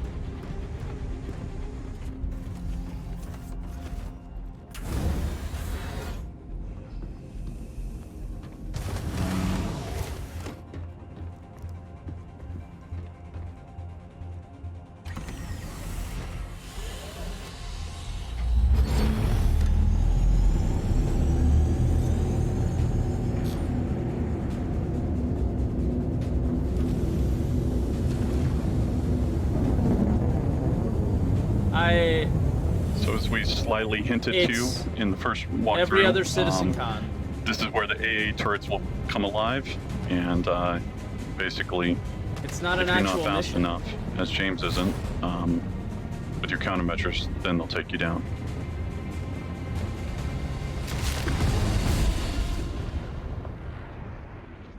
So what we saw there was the player went in, and based off their actions, the faction changed against them, and then basically became very aggressive. So in this last playthrough, what we'll show you is if the faction is already against you from the very beginning, and what are different ways that you can go about It's it. an engine, though. So was the 2019 Citizencon So demo. here we are in our last walkthrough. Since you're all by yourself, we wanted to show the player take a stealthy routes versus if you were with friends, you could go in guns blazing. But this allows the player to come in, access the outpost from a different side than what we've shown. It also allows them to clock all the AI and see how they want to approach the problem, and see what other secondary or tertiary routes would be open to them, either via the ladder or maybe a possible door. Do it. Do it. Good night. That was a great shot.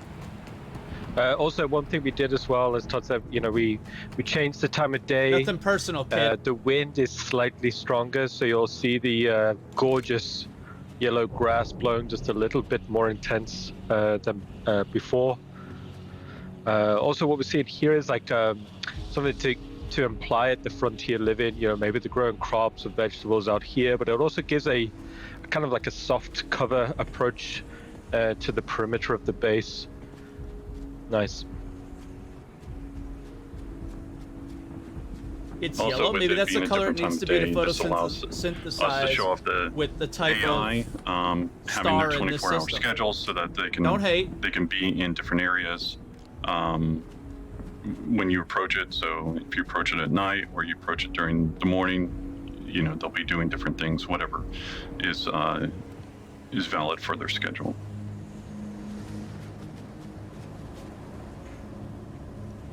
Compared to other That door's sitcoms, locked, didn't they say so they there's made no no going demo through this that time way. specific for the event?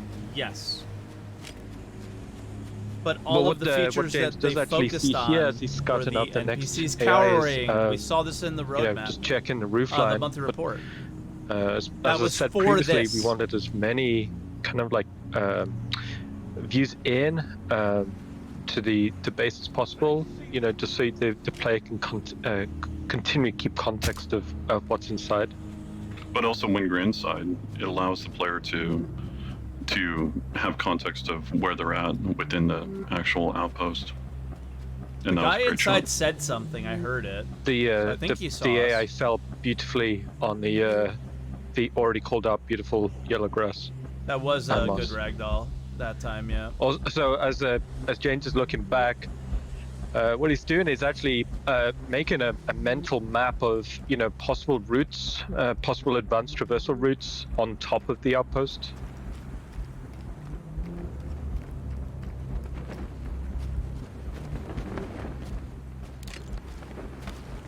I mean, I get it. And we saw the dealer there in the bedroom, just end of the day. So with each outpost, there'll be different routes that will be open to the player or closed to the player. So some of them might have ladders on the outside, some of them might not. Some of them might have basically ways to get in through the floorboards, other ones won't. But this is just one version of. Larry watched that section and many quit after 10 minutes because possibilities. he's so over one-tapping everything and press F to take down So here, gameplay. the And player the guys will have take no a helmets secondary on, though. route of navigation all the way up to the roof, and then Like, what does he from want? here, this allows them to Fucking be able Destiny? to check out any of the AI, also be able to look at any of the interactables in the future. You know, if What's you're the alternative? if you got a good reputation, maybe you need to go and fix different items on the roof, or if you are there for nefarious means, then maybe you want to take out the power, and which will then kill the AA turrets, or will turn off the lights in the outpost. So it allows the player to interact with different items and then basically create a nice little sandbox for them to The play. main problem with this is one-time mission that you would get bored doing pretty fast without player interaction. So here you can see one of those interactables as well as the AI. And variation, but they also talked about doing their missions with all And sorts just behind of these variation interactables, like we're seeing these later these in kind of the archways. Like sitcom, so I right would now, imagine that would happen. these are just kind of empty, and to just illustrate like a guard point. When it comes in the to future, you know, these could be maybe customizable, or you know, they could contain like an AA turret like we saw on demo 1, or it could contain like cargo storage. Basically, we tried to design something that was as flexible as possible. Looting. Okay, here we go. So here we're showing off the This is my looting first time ever system seeing as well as the inventory system. So this will be shipping in 315. This allows bodies to be able to be interacted with and take off the items associated with it. Also, with this change, you will no longer have global inventory, so you can't be pulling off I weapons wasn't that you Evocati, but didn't take with I you was playing New World. to this location. Everything will be I didn't download it. regarding what you carry is what you have, and I assumed it was going to be an Evo so longer than really it was. makes the players think about how they want to approach the problem, and then also encourages them to look around and see if the designers have placed different things that they can interact with or use to help get past a certain route or a certain way that they maybe didn't bring with them. And we'll also be including the, I believe in 315, the Knickknacks app for your Mobiglass. So now that you aren't carrying everything on your body and it's not sort of universal inventory, you'll be able to consult this app to see kind of where stuff is being stored and keep it better organized and stuff like that. So here, this allows the player to have a quick little puzzle, but just gives them a little bit more interaction, and then allows them to go on to a That was what I would interesting. consider I a thought he was going to tertiary route, open the containers and look versus inside. climbing up the ladder and possibly having to deal with the AI or them being spotted by them.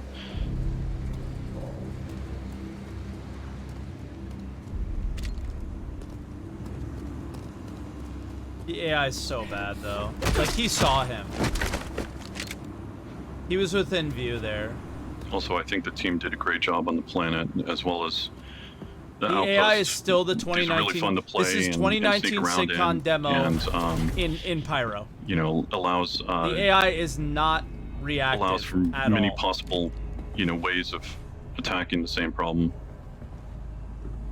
What we're seeing here is like James is actually getting up onto through one of these like rooftop storage modules, and it's given like the highest point in the base. So from here, you can actually, you know, make probably the most informed decisions on, you know, how to approach the next problem. You know, we're seeing this guard routine here, and then ultimately, you know, throwing an item to distract the guard. He did not distract Allows the them other guard.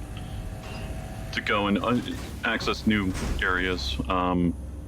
It's a behavior that we're still working out, but at least we're seeing like the first iterations and be able to continue to optimize it, as well as make sure that the behavior is working properly. So we just saw that for the first time. It's like the first rooftop airlock hatch. So previously, yeah, the other guard routes in was and not out, scripted, if the outside wasn't pressurized, like Yikes, man. we wouldn't have this option. But now through that rooftop airlock, you can cycle and then, you know, infiltrate through the roof. And also what we're seeing here is, you know, potentially scouting out an advanced traversal up into the rafters. You know, getting on top of some infrastructure and getting like this overview as we go into the I like the garage level module. design of it, though, with gameplay in mind. So here, this is placeholder, but it gives you it gives you an idea of, you know, we want to have different interactables, different loot boxes laid out around the location. So if the players explore, they'll be rewarded. You know, we want to encourage them looking in every nook and cranny and enjoying, you know, what the outpost has for them. And one of the things that's interesting is these garages won't be vehicle spawn points, so it's not like a big kind of like pad in the middle, but it's more like, you know, if you want to have your vehicle there, you got to drive it in and park it. So here you can see a variety of vehicles just laid out how the player would have just parked them. Just gives a much more believable and realistic design.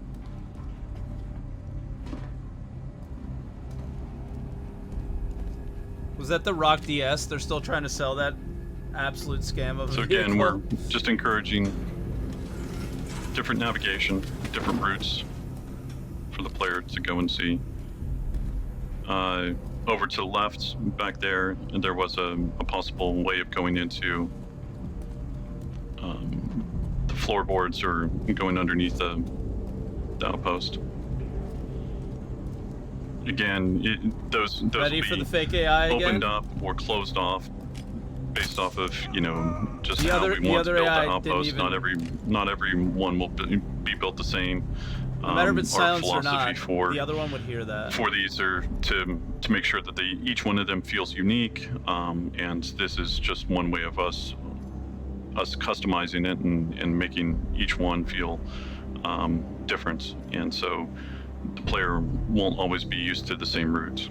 So here, again, we're using the inventory system. We allow the players to go in and if you take out a certain AI, Like they might have. I feel like I heard somebody say that the NPCs did not react to the silenced weapon. It's like they don't react to anything. Of course, it didn't Different react to the tools or silenced different weapon. notes or different items that you'll need in order to The solve. other AI didn't react to the your mission. thing being thrown. So it feels Interestingly, when we was scripted. designing these I don't know if it places, is or it isn't, but that's what it we feels knew we like. wanted these internal airlocks, but we knew we needed some sort of like new like porthole on them, just so before you commit through, before you cycle, you know, you can just double check to see if there's any bad guys on the other side.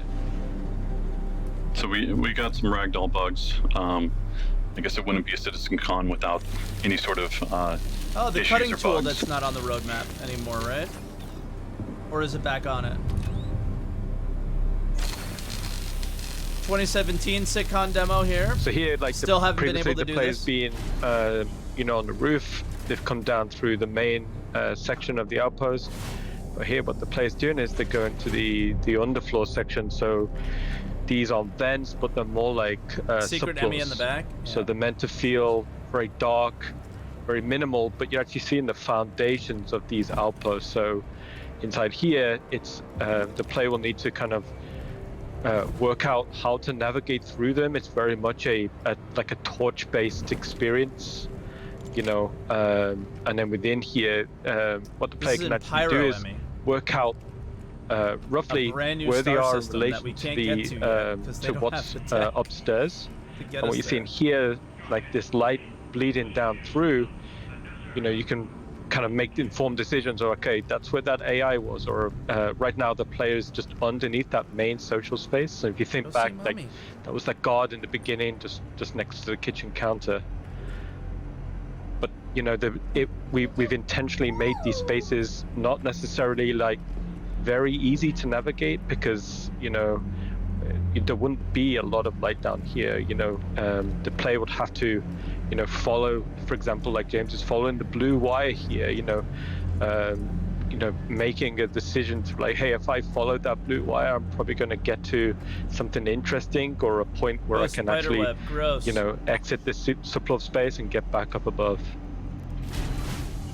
And what I like about them is basically just the claustrophobic feel of it, and then obviously the addition of possible secondary or more advanced navigation. So either going into prone or just going full crouch.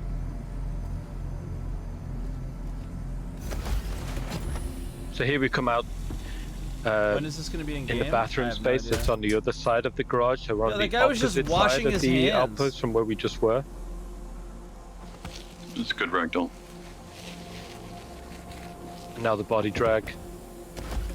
Now the in the body shower. drag that we absolutely don't want to look down and show you because it probably was really bad. So here, this is just a different wrapper on a loot box. In this case, it's a hamper. And so the player will be able to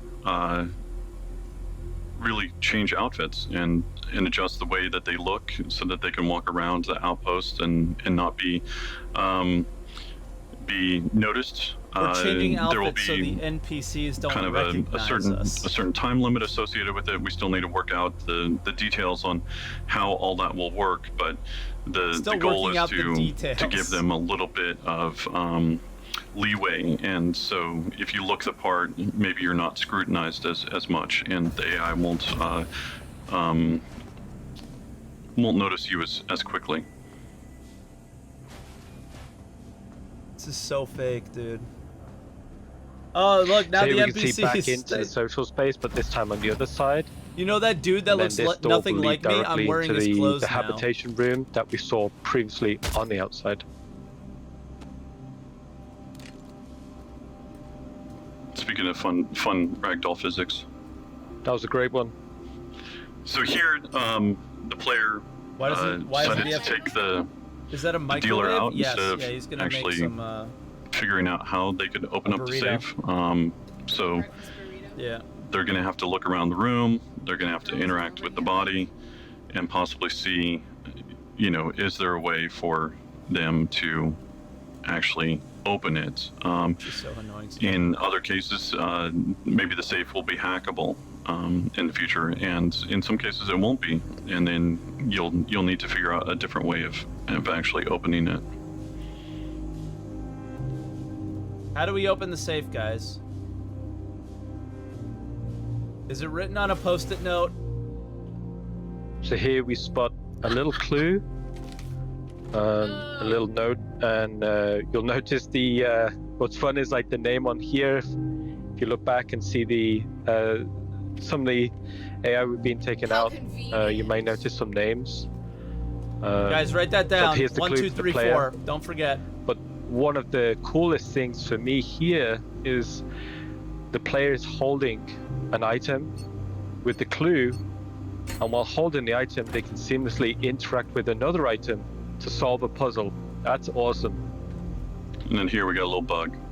The player was able to It's the acquire the artifact. artifact, and then we'll be able to do whatever they want with it. The artifact. Either sell it or be able to This is the mission for the artifact. use but everything is somehow very in a close, future mission.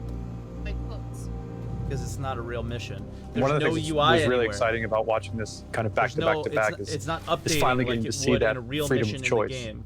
So it's And not it's a like, mission it's that anybody really, made. I mean, again, It's a thing that our they locations could are make always if they wanted spectacular to. and beautiful, but now like never having do. that sort of striking that balance between you know, this sort of well thought out social space and construction of these locations, but also an equally effective stealth and combat thing. It's super cool to see. There was So HUD UI. after There seeing was the no demo play mission through, UI. you know, 3 different ways, There was no mission it was a updates. huge team effort. So everyone that worked a scripted demo. on the project, on this part of what we wanted to show, we want to say a big thank you, you know, a big shout out, because, you know, we're just presenting it. It's the people that did a lot of the hard work that should be represented. And speaking of Honest people doing hard trailers. work, Honest trailers. now's This a good is the chance to honest- throw it over to Eddie and Joel, This and they're is going to the- tell you a little the bit more honest about the trailers of this, how we built that Citizencon. outpost that we Honest just saw. trailers of Citizencon. I'm Eddie Fucking Hilditch. ant. I'm a senior lead, and myself and my team have been working on the new colonialism outposts. My name's Joel More Azapati, art? and I'm Senior Environment Artist 2 for the EU Sandbox team. So after the initial concept is done and rounds of feedback have been iterated on, we move into pre-production. This phase allows us to spend some time testing the concepts for in-game viability. Translation from concept to game isn't always one-to-one, and during pre-production we'll get Why rough does it need to versions be a of the mission, concept though? It meshes into doesn't game for and the spend time demo. making sure that they'll work practically. But the things The that art they show at direction can also Citizencon change should at this represent stage, something so we that, use this that phase to kind of explore may creatively eventually as well, end and up in concept game. art is a fantastic jumping off point for So like sparking the ideas. 29 One of the Citizencon first demo steps when was starting a new location Let is me to pause start this, I'm look sorry. development. The 29 Citizencon demo was really, really problematic in the sense of that stuff never actually made it in the game. Almost none of it. So the idea of them doing something 2 years ago and it never becoming a reality in the game, like what are they trying to represent? Like then it literally becomes fake and not real and scripted. The sandworm as well, like things. The sandworm could be a reality because the sandworm was something that was in a different star system, right? So maybe they don't have sandworms in the places that we play. You know, that's an easy cop out for them that they can get. You know, say it's not real. You know, we can't do it. It is real, but we can't do it in this system because it's not part of the lore, right? But the idea of them taking like something from 2019 and then not really seeing any mission logic or anything based on that in Star Citizen that we play, I think that's when it becomes like, oh, okay. I mean, it feels like you're baiting us and you're just doing it to make money, or like all of the things that people say are bad about it, right? Bad about the project. So Development. A hyper-focused small section of the location where That's we can why hone it in the can't tools just and be a methods demo. needed to execute It could be a demo the concept now. in-game. That's fine. Some things translate well, But some it has things to don't. start to become a It's reality important in to the figure all future. this out before going full steam ahead with the entire team. So it was nice One of to the see great the level assets on the design Sandbox team is for we the have a lot of people who are passionate outposts, about like, concept with and gameplay in design, mind. which means when translating from concept to production environment, it's very easy to expand on the concept art. The With the art 2019 demo styles was of set the up as a Colonial real Outpost, we mission. decided to change up the We way never we played it, typically though, author but content. At least it was. Our hard surface locations are meant to feel prefabricated, like there's a manufacturing plant out there on ArcCorp that churns out these flat pack space station kits, so stations can be mass produced. Colonial outposts are more personal, more handcrafted by the people who live there, based on their needs, not wants. They're on the frontier world, so they can't always choose luxury over practicality. Materials were one of the first things we tackled, and we started off by developing the idea of how the inhabitants would have built these structures and what materials they would use. We wanted to show not only the age of the outpost, but also wanted to hint at all those different layers of the structure and By the give way, you do we an have any idea mods how here right now? functionally they I need some constructed help. them. One of the biggest challenges with the new outposts is how we introduce variation between each location the player will visit. Building each as a bespoke set of buildings is impossible, as we want hundreds, if not Mod check, thousands, of guys. outposts in the game eventually. The modular approach we've developed really evolved out of our previous work on space station interiors, but with a Okay, few Zeus key is here. improvements. Zeus, I need some help. This starts at the macro level, where on the planet's outposts are placed, how the local conditions affect your time there, then what kind Can of you buildings take an outpost the has, fan and how they're art laid out, chips all the way down to the and ability put them to in an independently imagery swap out an underfloor gallery layout in a single building and of that number them? outpost. We'll have various types of modules, from large standalone modules like warehouses or ore extractors, which have a singular function, all the way down to smaller room modules that can be connected together that's in what I'm trying different to do ways quickly. to form a complete headquarters building. And then we'll do the quick After vote. pre-production was finished, we had a list of the room module types that we wanted to tackle first. For the headquarters building, everything hinges around a hub module with different room modules that can be attached to extend the structure. The room modules will serve different functions in the base, with various gameplay systems linking one to another for an interconnected web of sandbox gameplay opportunities. As content creators for the Outpost, we needed a new system to build, edit, and manage the library of modules we're creating. Rastar is the tool we use to do this. It allows us to intuitively create a location template directly on the surface of the planet. Not only this, but headquarter buildings can be snapped together directly within the tool, all That's with an cool. intuitive user interface. One of the other major innovations with the Planet Tech has been the ability to modify the terrain mesh and flatten areas of terrain. Previously, we were at the mercy of the terrain when it came to designing our buildings, which is why our outposts had to be built with stilts and placed in naturally flat areas of the planet. Now, we can build much more natural buildings with walls and entrances connected directly to the planet's surface. And also, we can place these buildings in a much wider range of locations. We believe our new outposts inject a refreshing new location experience into Star Citizen. They're organic, warm, personal spaces that really convey the age and history of humanity's expansion into the verse. The new art style, the focus from design on gameplay, and the flexible modular approach to their construction will allow us as developers and you as players be part of creating a wider variety of rich and satisfying experiences for every outpost the player comes across. Okay, cool. Thank you, Eddie. Thank you, Joel. That was awesome. And moving on, we're actually going to talk to Corey now, who is going to give us kind of a deep dive into the creation of the artifact, which is actually kind of our first little glimpse of the Hadesian culture from Hades.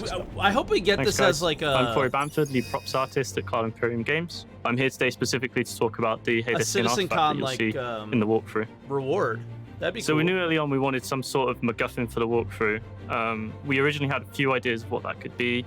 Originally, it was either going to be you're a stepping tablet on the fragment, keyboard. a sculpture, or a Hadesian artifact. And like for me personally, guys, this is something I'd love to see just like randomly in loot containers, is a $5 million artifact that spawns like almost never. And if you actually find it, like, holy shit. So you initially, know? the concept team explored a variety of ideas. We used a lot of reference for existing alien artifacts in the game, as well as reference from the real world.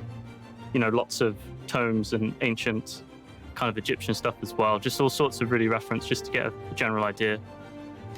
We knew we wanted to integrate some form of ancient power or technology into the asset. We also knew we wanted it to have some sort of symbolism and text. So once the concept team iterated further on these ideas, they then presented those back to Chris, and we narrowed down the selection of assets until we had a candidate that everyone was happy with. So once we had this asset in mind, it then came down to turning that from a concept into a production asset, and that's where the props team comes in. When a prop artist gets a concept like this, immediately the wheels in their head start turning, and they're trying to figure out the best way to implement it in our game engine. They need to find solutions within the engine I know, to achieve the Perry, visual they target of patched the it because concept. they saw me get it on Obviously, it's screen. not as simple as just taking a concept and replicating it. We have to think about the shaders, we have to think about performance. Our job really is to find a solution within the game engine to achieve the visual target of the concept. Once we've figured out a strategy for achieving the look, we begin to actually make the content. So for the artifact, for example, we knew that it needed to be split into 3 segments and they needed to fit together. The first thing we do is get a placeholder into the game for the design team to actually implement as an entity. We also then figure out how the scale actually works in the player's hand. And So when the they mission inspect would be it. to get to each For the artifact, 3 there was a bit different of back and ones forth between the potentially. size because we wanted to get a balance between it having prominence and also being easily carryable.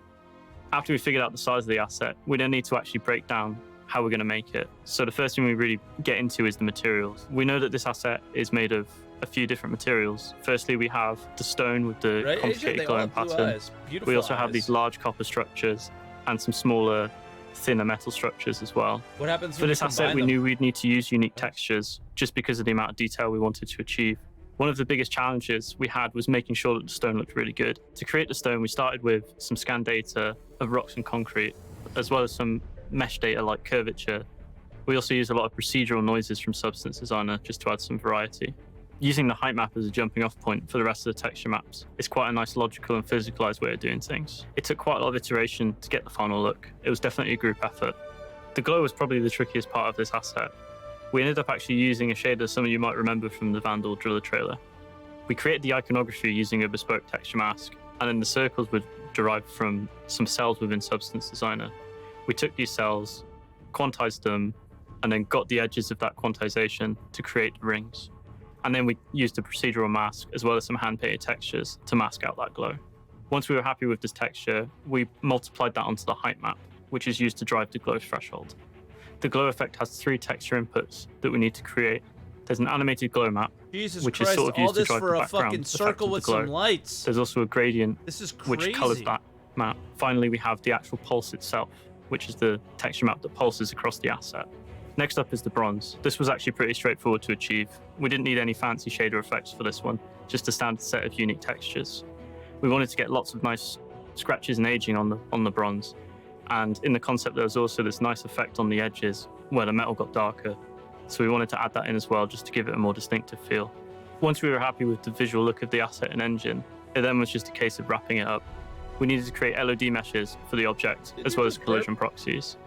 As you can tell, quite a lot of work goes into these hero assets.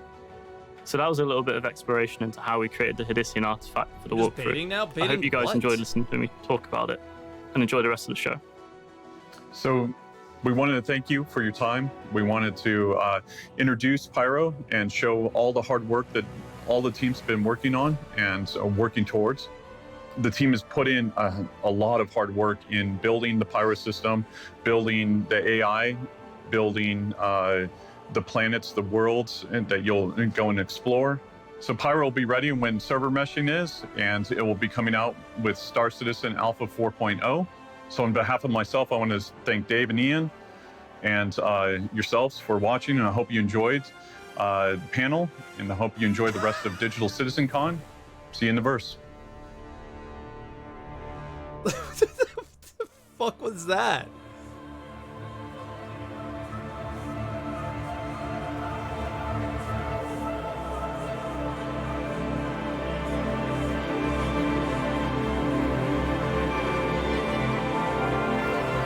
What?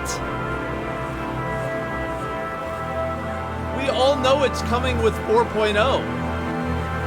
Is 4.0 after 3.18? Or is it after 3.99?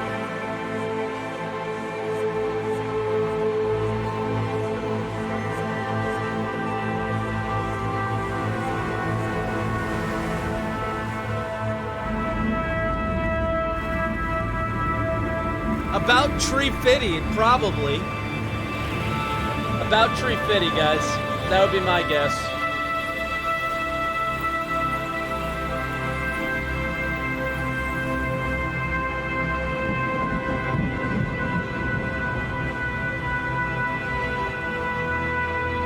I mean, this looks sick.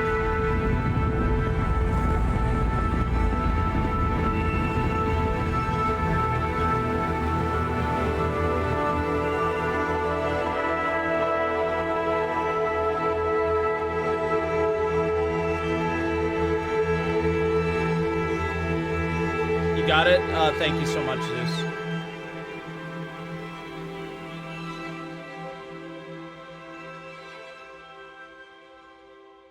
Okay. Yeah. What the hell?